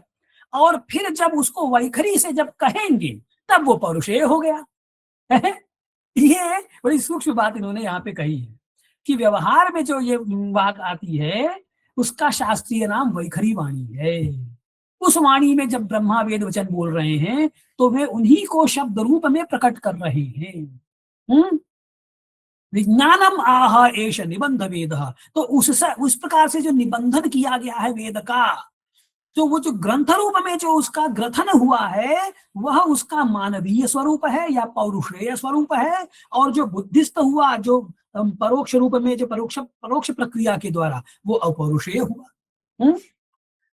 तो उसी विज्ञान भाव को ग्रंथ रूप में निबद्ध करके समुपलब्ध वेदों को प्रकट किया। अतः ग्रंथात्मक वेद जो है वो मानव ब्रह्माकृत है। ठीक, फिर कहना है ब्रह्मैष जीवो हि तदुक्त वेद ग्रंथोऽपि तन्निश्वसितं स वेदः ब्रह्मै तदात्मैव तु वाङ्मयत्वात् वाचा बहिर्भूय विभाति लोके। ब्रह्म एष जीवो ही, कि जो ब्रह्म है ना, कि तदुक्त ग्रंथोऽपि तन्निश्वसितं स वेद, कि वेद जो है वो ब्रह्म निश्वास स्वरूप है। ब्रह्म निश्वास स्वरूप कहा जाता है वेद को, है? अब इसी का स्पष्टीकरण कर रहे हैं। क्या कह रहे हैं कि देवता ब्रह्मा जैसे ब्रह्म स्वरूप हैं, वैसे ही मनुष्य का जीवात्मा भी ब्रह्म रूप ही है। मनुष्य का जो जीवात्मा है, एषः ब्रह्म एष जीवः ही तदुक्तवत्, उसी के समान, जैसा कहा गया है उसी के समान ब्रह्म रूप है। मनुष्य का जीवात्मा भी ब्रह्म रूप है। तो उसका कहा हुआ वेद ग्रंथ भी क्या हो जाएगा? ब्रह्म एतद आत्मैव तु वाङ्मयत्वात्, कि वह जो वेद ग्रंथ भी जीव ब्रह्म का निश्वास रूप होने से, जब एक बार जीवात्मा ही ब्रह्म हो गया तो जीव ब्रह्म, अब जीव ब्रह्म का जो निश्वसित है वही ब्रह्म का निश्वास है, ऐसा कह देना ठीक है? तो यह ब्रह्म आत्मा रूप में पर पुरुष की वाक कला से अनुगत जीवात्मा रूप में वांग्मय रहता है। अतः वाक कला रूप में बाहर वैखरी भाव से आलोक में आकर लोक में विशेष रूप से भाषित होता है। यानी कि यूं सीधे से मान लीजिए कि आत्मा ही वाणी के रूप में भासमान हो गया, ऐसा कह लीजिए, है कि वाचा बहिर्भूय विभाति लोके, कि वह जो वांग्मयत्वात्, वांग्मय होने के कारण आत्मा ही वाचा यानी कि वाणी के रूप में बहिर्भूय बाहर की ओर भासमान होकर लोक में भासमान हुआ, यानी लोक में प्रकट हुआ। अब ब्रह्मैव चान्योप्यवरो मनुष्यो यंकंच बुद्ध्या व्यदधान निबंधम अपौषेयः सकलः सवादिश्रुते प्रतिज्ञात इति प्रतीमः। वाजिश्रुति की बात कर रहे हैं, वाजसनेयी जो संहिता है उसकी बात कर रहे हैं कि वाजिश्रुति क्या कहती है। तो वाजिश्रुति में इति प्रतिज्ञा, वाजिश्रुतेः प्रतिज्ञातः, प्रतिज्ञातः इति वाजसनेयी शाखा, वाजसनेयी संहिता का एक श्रुति वचन है, उसमें वो क्या प्रतिज्ञा वचन एक मिल रहा है, क्या है? इति प्रतीमः, यह इस प्रकार से यह प्रतीत होता है। क्या कह रहे हैं वो कि मनुष्य लोक की स्थिति अवर लोक में है। मनुष्य का जो लोक है वो तो अवर है, नीचे है। तो यद्यपि वो अन्यः अवरः मनुष्य कश्चित अन्यः अवरः, मनुष्य जो है वो तो अवर है, नीचे की ओर है, लोअर श्रेणी का, लोअर ग्रेड का की एंटिटी है, वो का प्राणी है? तो लेकिन ब्रह्म भाव का जब वो साक्षात्कार कर लेता है, तो ब्रह्म भाव का साक्षात्कार अनुभव कर लेने के बाद मनुष्य भी ब्रह्ममय हो जाता है। अतः उस मानव ब्रह्मा ने भी अपनी बुद्धि के अनुसार वेद रूप का निबंधन कर दिया, व्यदधान निबंधम है। उसने अपनी बुद्धि के अनुसार, बुद्धिया यानी अपनी बुद्धि के अनुसार निबंधम व्यदधात है, वेद अपनी बुद्धि के अनुसार वेद रूप निबंधन कर दिया। अब देखिए इसमें भी उन्होंने एक लगा दिया है कि कहने का मतलब क्या, आप यहाँ देख लीजिए, ये अब इसमें एक तिनके के ओट में पहाड़ है। तिनके के ओट में पहाड़ कैसे है कि ये जो कहते हैं ना कि भाई अपनी बुद्धि के अनुसार निबंधन किया है, इसीलिए वहां, इसीलिए क्या कहते हैं कि अनुमान के द्वारा चाहे प्रत्यक्ष के द्वारा, इसका इदमित्थम नहीं कह सकते। वेद का कोई एक ऋचा पकड़ लीजिए और सायण दो अर्थ कर दिए हैं, वही अर्थ है, सो बात नहीं है, वह भी एक अर्थ है। इस प्रकार से तो इसीलिए उन्होंने कहा कि अपनी बुद्धि के अनुसार उसका निबंधन कर दिया गया है। अब उसके अर्थ नाना अर्थ है, उनमें से एक कुछ अर्थों को ये समीक्षा चक्रवर्ती जी खोल रहे हैं तो इस तरीके से अपनी बुद्धि के अनुसार इसको खोला हुआ है। तो इसीलिए अपौरुषेय सकल, इसीलिए यह जो वेद है ये अपौरुषेय है, ईश्वर कृत है, मानव कृत नहीं है।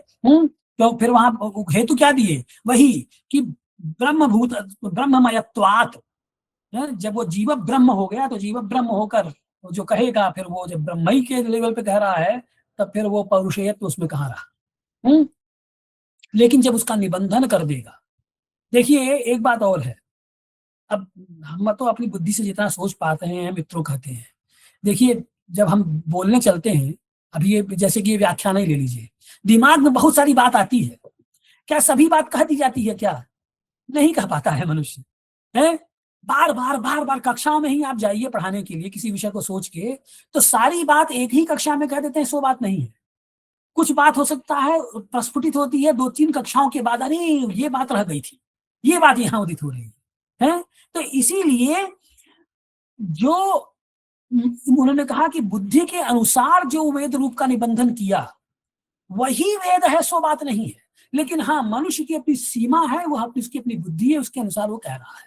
तो अपनी बुद्धि के अनुसार जो ग्रथन कर रहा है, जो निबंधन कर रहा है, वेद रूप में जो आपके सामने दिख रहा है वही तक वेद नहीं है। इनके कहने का भाव यह भी है, ऐसा भी समझ लेना चाहिए। फिर कहते हैं आत्मा द्विधास्ति ईश्वर जीव भेदा तत्रेश्वरोद्भूतम पौरुषेयम् जीव प्रयत्ने सति पौरुषेयम् चेत संहितास्तर्हितु पौरुषेयः। अब देखिए यहाँ पे जीव और ईश्वर ये दो भेद हो गया है, जीवात्मा और परमात्मा आया है ना।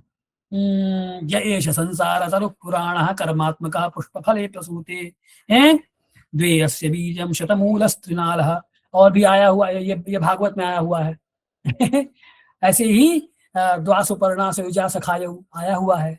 उसी जीवात्मा और परमात्मा की यहाँ बात कर रहे हैं कि आत्मा द्विधा अस्ति, दो प्रकार की है। आगे हम इसी पे मैं थोड़ा सा और बात करूंगा, लेकिन आगे इसको कहूंगा। आत्मा द्विधा अस्ति ईश्वर जीव भेदा, एक ईश्वरात्मा यानी एक परमात्मा, एक जीवात्मा, इस प्रकार से कह रहे हैं। तो तत्र ईश्वरोद्भूतम अपौरुषेयम, उसमें जो ईश्वर संबद्ध आत्मा की चेतना से समन्वित जो विज्ञान है वो चेतना, वो विज्ञान जब उसका जिसका आप प्रत्यक्ष नहीं कर सकते हैं, उससे जो बुद्धि में जो बौद्ध है वो तो अपौरुषेय है।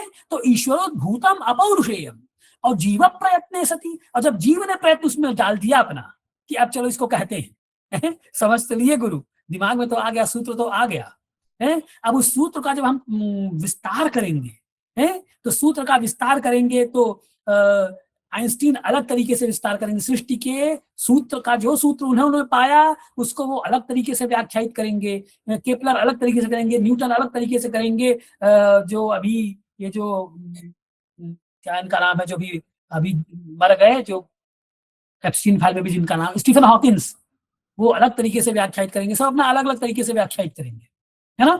तो इसीलिए वो कह रहे हैं कि जीव प्रयत्न सती पौरुषेयम चेत संहितास्तर्हितु पौरुषेयः, इसलिए इस संहिता का पौरुषेयत्व भी है। ये बात उन्होंने कही है। तो अब ये इस प्रकार से वो मानव द्वारा संपादित हुई तो पौरुषेय हो गई। अब देखिए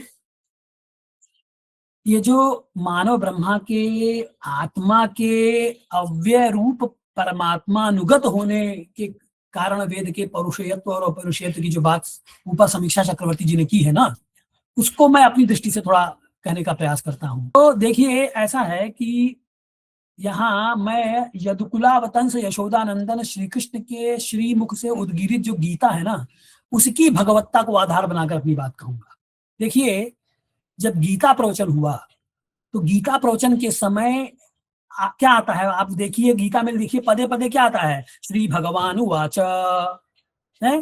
तो श्री भगवान उवाच ऐसा कहकर क्या कहते हैं, मतलब क्या उसका हुआ कि अग्रे भगवद वाणी, इस आशय से गीता को किसी मानव की वाणी न मानकर स्वयं प्रभु की वाणी कही जा रही है। ठीक वही बात जो यहाँ पे ये बात है ना, इसी को एज इट इज समीक्षा चक्रवर्ती जी ने उठाया है।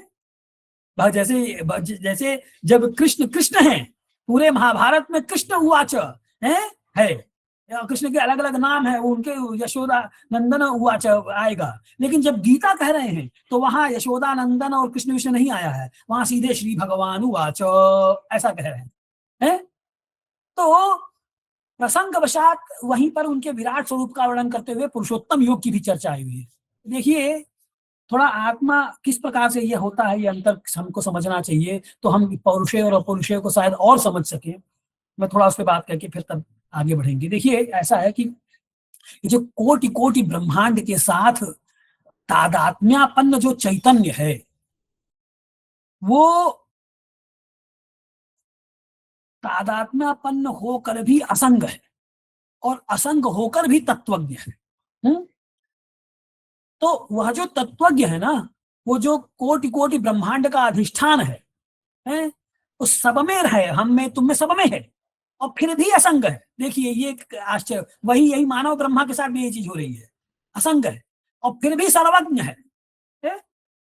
तो जिसके लिए सब अपना आत्म है, वह सर्वज्ञ सर्वशक्तिमान, जो व्यवहार दृष्टि से सोपाधि है और तत्व दृष्टि से निरूपाधि, व्यवहार दृष्टि से सगुण है और ये तत्व दृष्टि से निर्गुण, वह जो पर ब्रह्म परमात्मा भगवान है, उसकी वाणी वही गीता में भगवान वाच और मानव ब्रह्म में वेदवाणी, इससे निर्दिष्ट है। अब जब यह वेदवाणी होगी मित्रों, चाहे गीता की जो वाणी होगी, भगवत वाणी होगी, तो ये अब इसका लक्षण समझ लेना चाहिए। इसका एक ही लक्षण है, भगवान की वाणी है चाहे वेदवाणी है, इसका एक ही लक्षण है, क्या? जो मात्र एक शरीर अथवा एक पंथ के अभ्युदय के लिए नहीं होती, वह है वेदवाणी, है वह है अपौरुषेय वाणी, है। तो यह जो अपौरुषेय वाणी है, वेदवाणी है, भगवत वाणी है, यह त्रिगुण भावमय है। जो तमोगुणी है तो तमोगुणी से कहेगी कि कर्म करो, रजोगुणी से क्या कहेगी कि ध्यान करो, और सत्वगुणी से क्या कहेगी गुणातीत तो हो जाओ। यानी जो जहां है वहां से उसको ऊपर उठाने वाली है, समग्र प्राणियों का उत्थान करने वाली है, अभ्युन्नति चाहने वाली है, पतन को रोकने वाली वाणी है। यह अपौरुषेय जो वांग ये वैदिक वाक है, चाहे वह गीता में जो भगवत वाणी है, वही पर पुरुष आत्मानुगत मानव ब्रह्मा के मुख से जब निश्चित हो जाती है ना, तो वेदवाणी का स्वरूप ले लेती है। यह जो वाक है, इसका एक और लक्षण है, वो क्या है कि यह अनंत अस्तित्व देती है। आप आत्मा ब्रह्म का जब बोध होगा ना, आपको अपनी अनंतता का बोध हो जाएगा, है।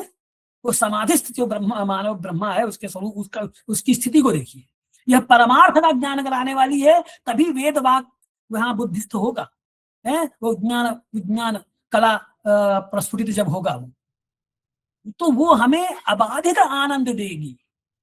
तो जो वाक हमें हमारी अद्वितीयता में प्रतिष्ठित कर दे, वही भावमयी वाणी, यह परम पुरुष वाक वेदवाणी है। यह सार्वकालिक है, सार्वदेशिक है, सार्वजनीन है? तो इस प्रकार मानव ब्रह्मा के मुख से निकलने के कारण यह उनके यानी स्वयं की, यानी मैं की, गीता में भी पदे पदे बोलते हैं इमं विवस्वते योगम अहम, ऐसा करके आया हुआ बार बार। वही जो मानव ब्रह्मा की स्थिति है, अहम यानी कि मैं की यह वाणी, यानी सर्वभूत व्याप्तत्व होने के कारण वह जो, ये खाली एक मानव ब्रह्मा की स्थिति नहीं है मित्रों, ये किसी की भी स्थिति हो सकती है? ये हम सबकी वाणी है। यहीं से अयम आत्मा ब्रह्म या अतदीपो भव की भावना से प्रतिष्ठित होती है। तो यह मात्र मानव ब्रह्मा की बात नहीं है, अपितु मेरे तुम्हारे भीतर से बोलने वाला, जो मेरा तुम्हारा अपना ही बोल रहा है, इसे किसी विशेष पर पुरुष की पराई वाणी नहीं समझना चाहिए, है? यही वेदांत दर्शन इसी को क्या कहता है पता है? अहमर्थ की वाणी बोल रहा है। यह जो अहम पद का सच्चा अर्थ है, उसकी वाणी है, सर्व की वाणी है, सर्व के लिए है। इसीलिए ब्रह्म शब्द का एक पर्यायवाची है मित्रों, थोड़ा ध्यान दीजिएगा, अज। अभी जो अज शब्द के दो अर्थ हैं, एक तो परब्रह्म के रूप में, पर पुरुष के रूप में जो पर पुरुष की बात आ गई है कि जो अजन्मा है, जिसका जन्म ही नहीं हो सकता है, और एक जो ये मानव ब्रह्मा है, उसके लिए भी आप कह सकते हैं। कैसे कि अकारो वासुदेव स्यात्, तो आत जातः अजः, कि जो वासुदेव से उत्पन्न यानी ब्रह्मा, तो ये जो अज है, यह ब्रह्म भी है और यही ब्रह्मा भी है।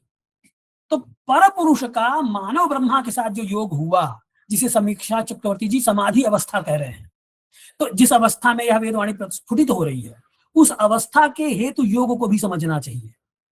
देखिए ये जो समाधि हुई है मानव ब्रह्म की, ये समझ में आ जाएगा तो आगे वेद की भी सृष्टि भी समझ में आ जाएगी मित्रों। आगे बहुत कहानी है, बहुत ज्यादा उसमें कुछ समझने वाली बात नहीं हो, तो आप भी समझ लेंगे। थोड़ी बात और कह के फिर आप फिर आ जाएंगे। देखिए, यह समाधि अवस्था में ये जो मानव ब्रह्मा है, इसका पर पुरुष के साथ योग कैसे हो रहा है। देखिए, ऐसा है ना कि आत्मा और परमात्मा का मिलन योग है। अब ये दो प्रकार का होता है। एक होता है कि योग जो है ना, ये इसको दो प्रकार से समझ लेना चाहिए। एक अन्य योग व्यवच्छेदक और एक अयोग व्यवच्छेदक, है ना। अन्य योग व्यवच्छेदक क्या है कि पहले में, इसमें अन्य योग व्यवच्छेदक क्या है कि जो किसी दूसरे से मिल रहे हैं उसे काट दे, ये अन्य योग व्यवच्छेदक है। तो आत्मा का, मानव ब्रह्मा का परपुरुष से योग होना है, वो उससे ना योग करके विषयों से योग कर रहा है, उसको काट दें, उसको काट देंगे तो ये अन्य योग विवच्छेदकत्व योग की सृष्टि हो जाएगी, वही समाधि लग जाएगी और पुरुष का साक्षात्कार हो जाएगा। और अयोग विवच्छेदक यानी कि जिससे मिलना है उससे नहीं मिल रहे हैं, तो जो न मिलना रूप जो प्रतिबंध है उसे दूर कर दे। जैसे एक उदाहरण देते हैं कि जब शादी होती है, विवाह होता है, तो विवाह में क्या होता है कि पहले दुल्हा के पास, वो जो वर के पास वो वधू को ले जाने के लिए भाभी होती है, वो ले जाती है उसको, एक बार ले जाके उसने उसको मिला दिया। तो ये भाभी जो है, जो उस अपनी इसको देवरानी को देवर के पास पहुंचा रही है, तो वही वही प्रतिबंधक था, उसको उसने हटा दिया तो मिल लिया। तो भाभी को देवर से मिलाने का उदाहरण इसमें समझ लेना चाहिए अयोग विवच्छेदक में। ये तो इस प्रकार से योग दो प्रकार का। अब ये आत्मा और परमात्मा का जो योग है, या मानव ब्रह्मा और पर पुरुष का योग, ये अन्य योग विवच्छेदक है। कैसे? इसके लिए आप एक उदाहरण देख लीजिए। जैसे मान लीजिए कोई डाकू है, वो किसी सेठ को उठा ले गया, तो सेठ को उस डाकू से छुड़ाना ही आवश्यक है, उसको दोबारा सेठ बनाना जरूरी नहीं है? तो यानी अब ये जो अन्य योग, अन्य से उसका योग हो गया है डाकू से, यानी कि इस मानव ब्रह्मा का विषयों से जो योग हो गया है, विषयों से योग को हटाना है। वो जैसा है वैसा का वैसा ही रहे, वो आत्मस्वरूप है, उसका आत्मस्वरूप नहीं बिगाड़ना है, बल्कि इसका विषयों से, दुखों से जो संयोग हो गया है, जो डाकू है, विषय में आसक्ति ही तो डाकू है, वही तो डाका डालता है सुख पे, है आनंद पे। तो उस डाकू से उसका विवच्छेद करा देना है, अन्य योग विवच्छेदक ये कर देना, यही आपको इस मानव ब्रह्मा का पर पुरुष से मेल करा देना है। क्यों? क्योंकि सभी ईश्वरवादी दर्शनों में आप देखेंगे ना, तो वो कहते हैं कि ईश्वर तो मिले मिलाए हैं। ईश्वर सर्वभूतानां हृदयेषु अर्जुन तिष्ठति भ्रामयन् सर्वभूतानि यंत्रारूढ़ानि मायया, सभी में नित्य प्राप्त है। बस ये है, वेदांतियों के मत में क्या है कि ईश्वर और हमारे बीच में एक पर्दा पड़ गया है। किसके कारण? अविद्या के कारण, अज्ञानता के कारण है। उसका विक्षेप, जो विक्षोभ है, इसको दूर कर देने तो हो गया, समाधि लग जाएगी, और वह भी उसका भी अपौरुषेयत्व तो सिद्ध हो जाएगा। और भक्ति संप्रदाय में क्या है? भक्ति संप्रदाय के मत में ईश्वर और हमारे बीच में कोई पर्दा नहीं है, अपितु ईश्वर का विस्मरण हुआ है, वो नित्य प्राप्त है। जैसे मान लीजिए कि आप के सामने कोई बैठा है और आप उससे बतियाते बतियाते किसी ख्याल में डूब गए, तो ख्याल में डूब गए, तो अब वो सामने बैठा है लेकिन वो समझ में नहीं आ रहा है ना। तो उसी प्रकार से ईश्वर प्रत्यक्ष स्थित है, उसका विस्मरण हो गया, क्योंकि हम किस ख्याल में डूबे हैं? सांसारिक संसार में डूबे हुए, तो इसलिए वो नहीं है। ये भक्ति संप्रदाय इस बात को इस तरीके से कहती है। तो इस प्रकार से मित्रों, तो ये तो बात हो गई, हमने ये बात यहाँ पे कही। अब देखिए, ये जो सिद्धांत वेत्ताओं की जो परिषद आप आगे जो बात करते हैं कि वाणी के 3 स्वरूप जो बताए हैं, और ज्यादा इधर उधर में चला जाता हूँ।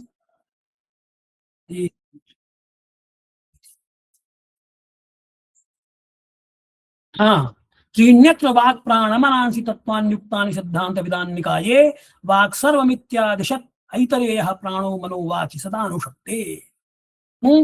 तो अब देखिए ये ऐतरेय उपनिषद की बात कर रहे हैं। ऐतरेय वाक् सर्वम इति आदिशत ऐतरेय, वाक ही सब कुछ है भैया।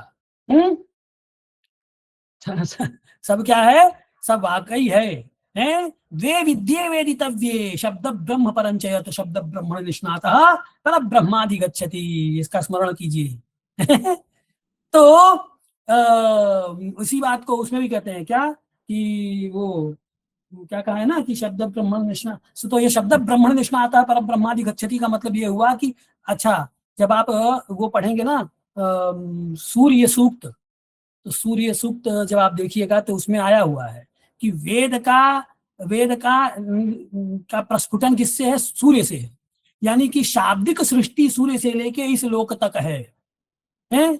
इसको, इस शाब्दिक सृष्टि को जो समझ जाएगा, तो शब्द ब्रह्मण निष्णाता, जो शब्द ब्रह्म को समझ जाएगा वही उससे ऊपर, अब सूर्य लोक से ऊपर ही बाकी फिर तब लोग आएंगे, हैं? तो परमेष्ठी इत्यादि का साक्षात्कार होगा। तो शब्द ब्रह्म को, शब्द ब्रह्मण निष्णाता, जो शब्द ब्रह्म को, यानी कि इस भौम त्रिलोक से लेके सूर्य तक का जो ये मंडल है सौर मंडल तक, इसको अगर समझ गया, इसी में सारा का सारा शाब्दिक ब्रह्म है, शाब्दिक सृष्टि, शब्दमय जगत वहीं से वहां से लेके यहाँ तक है। इसको जो समझ गया, फिर उसके बाद फिर पर ब्रह्माधिगच्छति, उसके बाद वो पर ब्रह्म का साक्षात्कार कर लेता है। इसीलिए कहते हैं कि भैया वाक, प्राण और मन, ये तीन ही मौलिक तत्व कहे गए हैं, और सारा का सारा विश्व ये वांगमय है, और वाक के साथ ही प्राण और मन भी है। वाक है माने प्राण भी है और मन भी है। बिना प्राण के, बिना मन के वाक की यात्रा कैसे होगी? प्राण भी जरूरी है भैया, और प्राण रहे और मन ही न रहे तो आप या तो बोलवे नहीं करेंगे, और बोलेंगे तो पता नहीं क्या बोलेंगे, सृष्टि नहीं होगी। अच्छा, फिर ये जो वाक है, इसी वाक को फिर कहते हैं सवाग्द्विभेदास्त्यमृता च मृत्युस्तत्रामृतादेव कुलस्य योनिः मृत्युस्तु भूत प्रचय प्रसूतिः मृत्युर्द्विधा सास्त्यमृता च मृत्युः। है यह जो अमृत रूपा जो वाक है, ये कैसी है? सवाग्द्विभेदा, अमृत रूपा वाक और मृत्यु रूपा वाक, ये वाक के दो भेद हैं। तो अमृता वाक देवकुल की उत्पादक योनि है, और मृत्युमयी वाक ये भूत कुल की उत्पत्ति होती है इससे।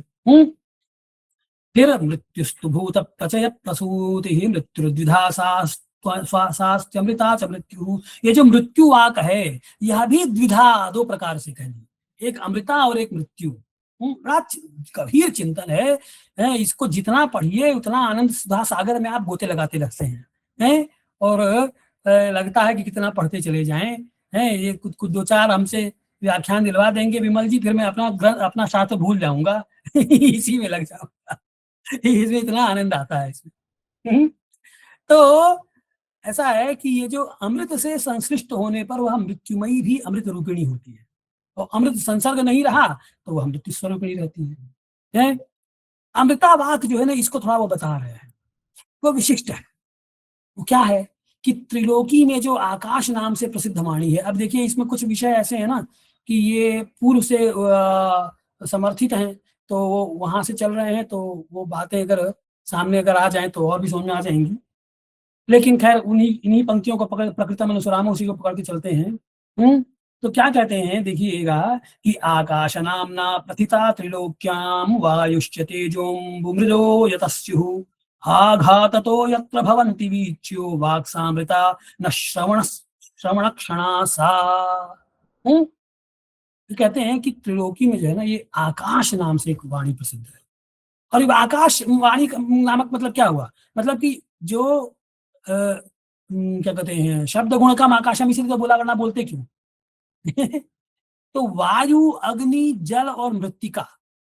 मैंने आपसे क्या कहा कि भूमि से लेके सूर्यमंडल तक सारी सृष्टि ही शाब्दी है? इसीलिए क्या कि वो बोला और वो सृष्टि हुई, वाक सृष्टि होती है मित्रों। अब ये वाक सृष्टि होने के लिए क्या कहते हैं, अब देखिए वो जो सो चिंतयत सो कामयत वाली जो बात आई है कि चिंता किए, कामना की और वो चीज प्रकट हो गई, तो ये वाक सृष्टि ही है। ये नाद नाद सृष्टि है, नाद परंपरा है, सृष्टि की बिंदु परंपरा नहीं है। तो इसी को वो कह रहे हैं कि वायु, अग्नि, जल और मृत्तिका की इससे उत्पत्ति होती है। उसी के आधार पर माने सबसे पहले तो ये जो शब्दवा हमारे मुंह से निकल रहा, इस शरीर में भी तो है वो आकाश। इससे आप इससे अलग थोड़ा ही है, को अलग मत मानिएगा। माने यह शरीर भी उसी प्रकार से भौम त्रिलोकी और सारे त्रिलोकियों में आप इसका परिगणन कर सकते हैं। और इसी में जो ये आकाश है, अंतरावकाश है, बिना आकाश के भैया शब्द ही नहीं होगा, ध्वनि ही नहीं होगी। क्योंकि जब आपको स्पेस मिलेगा तभी तो कोई चीज उसमें चलेगी तो टकराएगी, ध्वनि, तरंग उत्पन्न होगी। जब तरंग उत्पन्न होगी तो ध्वनि होगी, है। तो इसलिए ये जो मृत्युमयी वाक है, उसी को कह रहे हैं कि जो मृत्युमयी जो वाक है, आकाश रूपिणी, या जो इस अमृतमयी वाक से जो तरंग उछलती है, वो क्या हो गई, उसी को कह रहे हैं कि आघात तो यत्र भवन्ति वीच्यो, कि उसका आघात होता है, वो श्रौत पर आघात करेंगे। जो आपके शरीर रूपी आकाश में जो अमृता वाक है ना, वही जब श्रोत्रेंद्र आघात होता है, श्रोत पर आघात करेंगी, श्रोत्रेंद्रिय उससे कंपित होगा। आघात हुआ, श्रोत्रेंद्रिय कंपित हुआ, तब अच्छा इतने से ही बात नहीं बनेगी, वो और क्या इसके, अच्छा इसके लिए एक चीज और देखनी चाहिए आपको। पाणिनीय शिक्षा देखेंगे तो उसमें विस्तार से इनका बड़े आराम से उसको मिलाया जा सकता है। वहां देखना चाहिए। अब हमको इतना समय नहीं मिला, वरना हम उसको भी थोड़ा उल्लेख करके और अपनी बात करने की कोशिश करते। बहरहाल एक और बात वो कह रहे हैं कि ये एक धी की बात कर रहे हैं कि धी वाणी में सम्मिलित होकर वर्ण और ध्वनि रूप वाणी का सर्जन। ये पहले तो एक नाद है। अब नाद तो देखिए, वो ये कुकुर बिलार सभी कुछ न कुछ हल्ला मचा रहे हैं, लेकिन वो हमारे आपके समझ में आने वाली नहीं है। या एक तो उसका अर्थ नहीं समझ में आएगा, फिर वो वाणी ही कान में नहीं आएगी। एक पर्टिकुलर वो है, परिमाण है, उससे कम डेसिबल का ध्वनि रही, चाहे ज्यादा डेसिबल की ध्वनि रही, तो आपको वो सुनाई ही नहीं देगी। तो एक निश्चित मर्यादा में ध्वनि होवे, और वो ध्वनि खाली ना रहे, बल्कि उसमें जब बुद्धि लगेगी, बुद्धि का संयोग होगा, तो धी का और का जब संयोग होगा ना, और वाणी का, तब जाके वर्ण और ध्वनि रूप वाणी का सृजन होगा। वह वर्ण ध्वनिमयी वाक मृत्यु स्वरूपा है। अब देखिए यहाँ गड़बड़ा गया मामला। जो अमृता वाक थी, वो मृता वाक कैसे हुई? देखिए कितना सुंदर बताया है। जैसे ही इंद्रिय के संपर्क में आई ना, तुरंत वो मृत्यु रूपा हो गई। तो उसी को बड़ा विस्तार से लिखा हुआ है कि हृदय से उठकर कर्ण विवर मार्ग से अनवरत बाहर आता। एक ओझा जी कह रहे हैं कि एक प्रज्ञा संज्ञक प्राण रस है। तो वो प्राण जब रहेगा तभी सुनने की क्षमता रहेगी, है। तो श्रोत्र की श्रोतता का समर्पक है, यानी कि जब वो प्रज्ञा संज्ञक प्राण, वो कह रहे हैं कि हृदय से उठकर कर्ण विवर से बाहर जाता है, एक रस है। इस रस का क्या नाम दिए हैं? तो प्रज्ञा संज्ञक एक प्राण रस बोला है उसको। और कहा जब ये प्राण रस से आप्यायित रहेगा ना, जब श्रोत्रेंद्रिय, तभी आपको आप ध्वनि को सुन सकते हैं, वरना सुन ही नहीं पाएंगे। तो वह प्राण ही यहाँ धी शब्द से कहा गया है। अच्छा, धी का मतलब वो प्राण है, जिसको इन्होंने बोला है। कौन सा श्लोक है? चौथे श्लोक में कह रहे हैं, क्या कह रहे हैं? श्रोत्रस्य धीर वाचि समेत्य वर्ण ध्वन्यात्मवाचम सृजति मृत्यु। कि जो मृत्यु, यानी कि जो मृत्यु वाली मृत्युमयी जो वाक है ना, वो समेत्य यानी कि मिलकर, किससे मिलकर? तो श्रोत्र के धी और वाक, इन दोनों से मिलकर। तो धी का मतलब क्या हुआ? वही प्रज्ञा संज्ञक जो प्राण रस है, वही धी है और वाक है। इन दोनों से जब वो मिल जाएगी तो वही जो अमृता वाक है, वही क्या हो जाएगी? मृत्युमयी हो जाएगी। तो जब वो मृत्युमयी हो जाएगी, फिर उसके बाद तब फिर हम उसको सुन सकेंगे। अच्छा, इसमें एक बात लेकिन तब आ जाएगी, वो क्या आ जाएगी? कि चूंकि इसका संयोग इंद्रिय से हो गया, प्राण से हो गया, तो अब ये व्यय हो जाएगी। तो व्यय हो जाएगी, इसीलिए उसका नाम मृत्यु कह दिया। देखिए आगे क्या कहते हैं? यथा क्रिया बुद्धिरियंच तद्वक्वात्क्षणा भाति ही साक्षनित्या सा यौगिकी योग विनाशनाश्या मृत्युम ततस्ताम प्रवदामि वाच्यम। कि क्रिया और बुद्धि के समान वाक भी त्रिक्षण परिमिता कह दिया, 3 क्षण तक ही अपने स्वरूप में रहती है, 3 क्षण ही उसको सुन सकते हैं। जो बोला उसको मैंने वो सुनाई देगा, उस उतने देर में सुनाई दे देगा, उसके बाद वो नहीं सुनाई देगा। तो यानी उसका अस्तित्व उतना ही तक है, 3 क्षण तक ही उसका अस्तित्व। तो जब अस्तित्व सीमित अस्तित्व बना दिया, उसका सीमित कर दिया, तब ये फिर अमृता नहीं रही, इसीलिए ये मृत्युमयी हो जाती है। तो इस वाक का इंद्रिय के साथ नित्य संसर्ग रहता है। तो नित्य संसर्ग रहने के कारण सा अक्षमित्या, अक्ष यानी कि इंद्रिय, तो इंद्रिय से संयोग रहने के कारण सा यौगिकी, ये यौगिक है। और भैया जी जब यौगिक हो गया तो निश्चित सी बात है, योग किससे होता है? 2 के मिलन से, यानी 2 का जहां मिलन खत्म हुआ वहां वो नष्ट हो जाएगा। तो इंद्रिय संयोग के नष्ट होने पर वह यौगिकी वाणी भी नष्ट हो जाती है। इसी कारण ये अमृत, ये मृत्युमयी बात है। तो क्या कहते हैं कि वाचोमृताय प्रभवन्ति देवा भूतानि वै मृत्यवमृतोत्स्थितानि स्थितानि यथा तथा सन्ति हि मृत्युवाचो वर्णात्मवाग्ग्रन्थमया निबद्धाः। कि जैसे अमृतमयी वाणी से देवताओं का उद्भव होता है, अमृत और मृत्युमयी वाणी से भूतों का। अच्छा एक बात ध्यान दीजिएगा मित्रों, इसीलिए एक इसमें संकेत है, भैया देवता को मंत्र से मनाते हो, मंत्र से बुलाते हो, हैं? मंत्र बोल बोल के नहीं बुलाते हो, ए भैया आजा मिल लो हमसे आके, ऐसा नहीं बोलते हो। मंत्रमयी है, इसीलिए वो अमृता वाक है। जब तक बौद्ध है तब तक अमृता है, और जैसे ही इंद्रिय संसर्ग हुआ धी का और वाक का, वैसे ही वो वो मृता वाक हो गई। तो मृता वाक से आप देवता को नहीं बुलाते हैं, तो मांत्रिक वाक से जो बौद्ध है, इसीलिए मंत्र के जप से आप देवता के आह्वान की बात करते हैं, है ना। तो ये जैसे अमृतमयी वाणी से देवताओं का उद्भव होता है, अमृत और मृत्युमयी वाणी से भूतों का उत्थान होता है, वैसे ही मृत्युमयी वाणी से वर्णमय वाणी के रूप में ग्रंथों का निबंध हुआ है। मतलब कुल मिला के बात ये कर रहे हैं, वर्णमय जो वाणी है ना, देखिए जी, जो मैंने बोल दिया वो बोल दिया। You are the master of your unspoken words and slave of your spoken words, ये अंग्रेजी में प्रसिद्ध कहावत है। आपने जो बोल दिया अब उसके दास हैं। आपकी मास्टरी तभी तक है उन्हीं शब्दों पर है जो आपने बोले नहीं।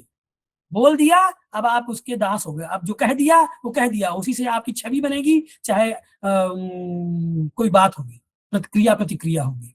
तो इसीलिए जो आपने कह दिया, ग्रंथ रूप में जो लिख दिया, जो हमारे आपके सामने ग्रंथ होता है, वो वाणी के द्वारा, वाणी का जो ये मृत्यु स्वरूप है, मृत्युमयी वाणी है, उसी का स्वरूप होता है। तो ये वर्णात्मक वाणी के ग्रंथ से ही होने के कारण ये पौरुषेय है। इतनी बात यहाँ तक उन्होंने कही है। ते देव संघा अपि भूत संघा अपौरुषेया हिदिता प्रकृत्या ग्रंथास्तु वाचाम पुरुष प्रयत्नापेक्षा अतस्ते खलु पौरुषेया। इसलिए सारे के सारे पौरुषेय हैं। तो मित्रों कुल मिला के इसमें ये वेदवाणी का विचार इसमें हो रखा है, वेदवाक का। और वेदवाक जैसा कि हमने आपसे कहा कि 2 तरीके हैं, 2 सरणी है आपके पास। या तो आप ये एक विज्ञानवादी सरणी है, वैज्ञानिक सरणी है, जिसको ओझा जी जिसके प्रवर्तक रहे हैं, या प्रवर्तकों में से एक मान लीजिए, और एक जो अपनी सनातन की है। ये भी सनातन की है, वो भी सनातन की, तो ऐसा नहीं कह सकते कि ये सनातन नहीं है। तब इसमें क्या है, आपका ये कहना है कि जो ऋषि है, जो साक्षात कृत धर्माणो ऋषयो बभूवुः की बात जो करते हैं, वो ऋषि भी जो है ना, वो ऋषि भी जो मंत्र का साक्षात्कार कर रहा है, तो मंत्र का साक्षात्कार करने के कारण वो ब्रह्मा है, वो उसका है, वो उसका सृजन करता वही है। तो सृजन करता होने के, अच्छा वो जिस अवस्था में कर रहा है उस अवस्था में वह मनुष्य नहीं है, ब्रह्म स्वरूप है, इसलिए उस वेदवाणी का अपौरुषेयत्व है। और जब उसका साक्षात्कार करने के बाद जब उसको वो सामने शिष्य को कह रहा है, तो शिष्य को कहने के कारण स्वयं उसके द्वारा कहा जा रहा है, इसीलिए वो पौरुषेय भी हो गया। जितने आर्ष ग्रंथों में इन्हीं बातों को समझिए। जैसे ज्योतिष में सूर्य सिद्धांत है, जो सूर्य ने मायासुर को कहा है, अब सूर्य को जो ब्रह्मा ने कहा, या सूर्य का स्वयं जो ज्ञान है, ये अपौरुषेय है। लेकिन जब उन्होंने उसको किसी पुरुष को कह दिया, किसी असुर को कह दिया, किसी देव मनुष्य को कह दिया, अब ये अपौरुषेयत्व उसमें आ गया। तो इस प्रकार से हमको ग्रंथ इसमें भी समझना चाहिए, जो ग्रंथ स्वरूप वेद है, वाणी है, वो पौरुषेय माननी चाहिए। लेकिन उसका जो उत्स है, वो साक्षात्कार का विषय है, इसलिए वह अपौरुषेय है। तो इन्हीं शब्दों के साथ बड़ा लंबा चौड़ा है मित्रों, इसमें थोड़ा थोड़ा पढ़ें, लेकिन उसकी अधिक बात समझ में आवे तो ज्यादा अनुकूल रहेगी। हम पूरा तो नहीं कर सके, 1 घंटा और लगेगा तो शायद पूरा कर देंगे, लेकिन फिर आप लोगों का धैर्य टूटेगा। तो इन्हीं शब्दों के साथ ये पुनः मुझे अवसर प्रदान किया, इसके लिए मैं हृदय से परमादरणीय अग्रज प्रोफेसर संतोष कुमार शुक्ल जी भाई साहब का मैं हृदय से आभारी हूँ। आज उनके दर्शन नहीं हो रहे हैं, और उनके जो प्रतिनिधिभूत हैं आचार्य विमल जी हैं, उन्होंने भी अवसर प्रदान किया। बड़े कर्मठ हैं, आप हमेशा लगे रहते हैं वेद विद्या के प्रचार में। तो उनके भी प्रति हृदय से आभार प्रकट करते हुए अपनी वाणी को विराम देता हूँ। धन्यवाद। बहुत बहुत आभार सर, आपका व्याख्यान अत्यंत प्रभावी और अत्युत्तम था। अनेक विषयों को आपने समाहित किया। आपने अंग्रेजी में जो कहा, एक कहावत प्रोवर्ब, उसका हिंदी बड़ा, संस्कृत बड़ा खराब है, फिर भी मैं बोल देता हूं कि मूर्खोपि शोभते तावत् यावत् किंचिन न भाषते। रामायण में भी कहा कि रघुनाथ भगवान जी कह रहे हैं, राम हैं, जो आपने बोले थे पूर्व वक्ता अरविंद जी ने, कि वृथा न हुई देव ऋषवाणी। जो बोल दिए, सत्य वचन का जो इतना महत्व था प्राचीन युग में, इसीलिए था कि ऋषि नाम पूर्णाद्यानाम बाच मरतो न धावति। तो ये बारी कई ऐसी स्थिति हो जाती है। और आपने कहा कि पाणी शिक्षा से आत्मा बुद्धिया समेत अर्थान वाली बात आपने कहा कि मैं उसको नहीं दिया। आप जैसे सभी लोग सुन रहे हैं कि आप ज्योतिष के होते हुए एकदम दार्शनिक की तरह व्याख्यान दिया। क्या न्याय के योग के 2 व्युत्पत्ति बना दिए। एक जो नया व्युत्पत्ति जो आपने दी, नई व्युत्पत्ति, वह तो अत्यंत ही हृदय को आह्लादित कर दिया। आपके व्याख्यान से हम लोग उपकृत हैं। आज हमारे मध्य आदरणीय शुक्ला सर नहीं जुड़ पा रहे हैं किसी कारणवश, कल उनका व्याख्यान होगा। कल के व्याख्यान में आदरणीय प्रोफेसर सदाशिव द्विवेदी जी हैं और चेतन ब्रह्मचारी जी हैं बनारस से। ये बड़े भारी विद्वान है व्याकरण शास्त्र के, उनका भी व्याख्यान होगा। आज आप सभी के प्रति, आदरणीय अरविंद तिवारी जी के प्रति, आदरणीय मिश्र जी के प्रति, सभी के प्रति मैं धन्यवाद ज्ञापित करता हूं। आप सभी विद्वजनों के प्रति मैं हार्दिक कृतज्ञता ज्ञापित करता हूं। आप सभी आज महाशिवरात्रि के पर्व पर आए और सब जुड़े रहे। आप धैर्यपूर्वक सुनते हैं हमारे कार्यक्रम को। मैं आज के कार्यक्रम को यहीं पूर्ण करता हूँ। ओम सर्वे भवन्तु सुखिनः, सर्वे सन्तु निरामयाः, सर्वे भद्राणि पश्यन्तु, मा कश्चित् दुःखभाग् भवेत्। हरि ओम शांति शांति शांति भव।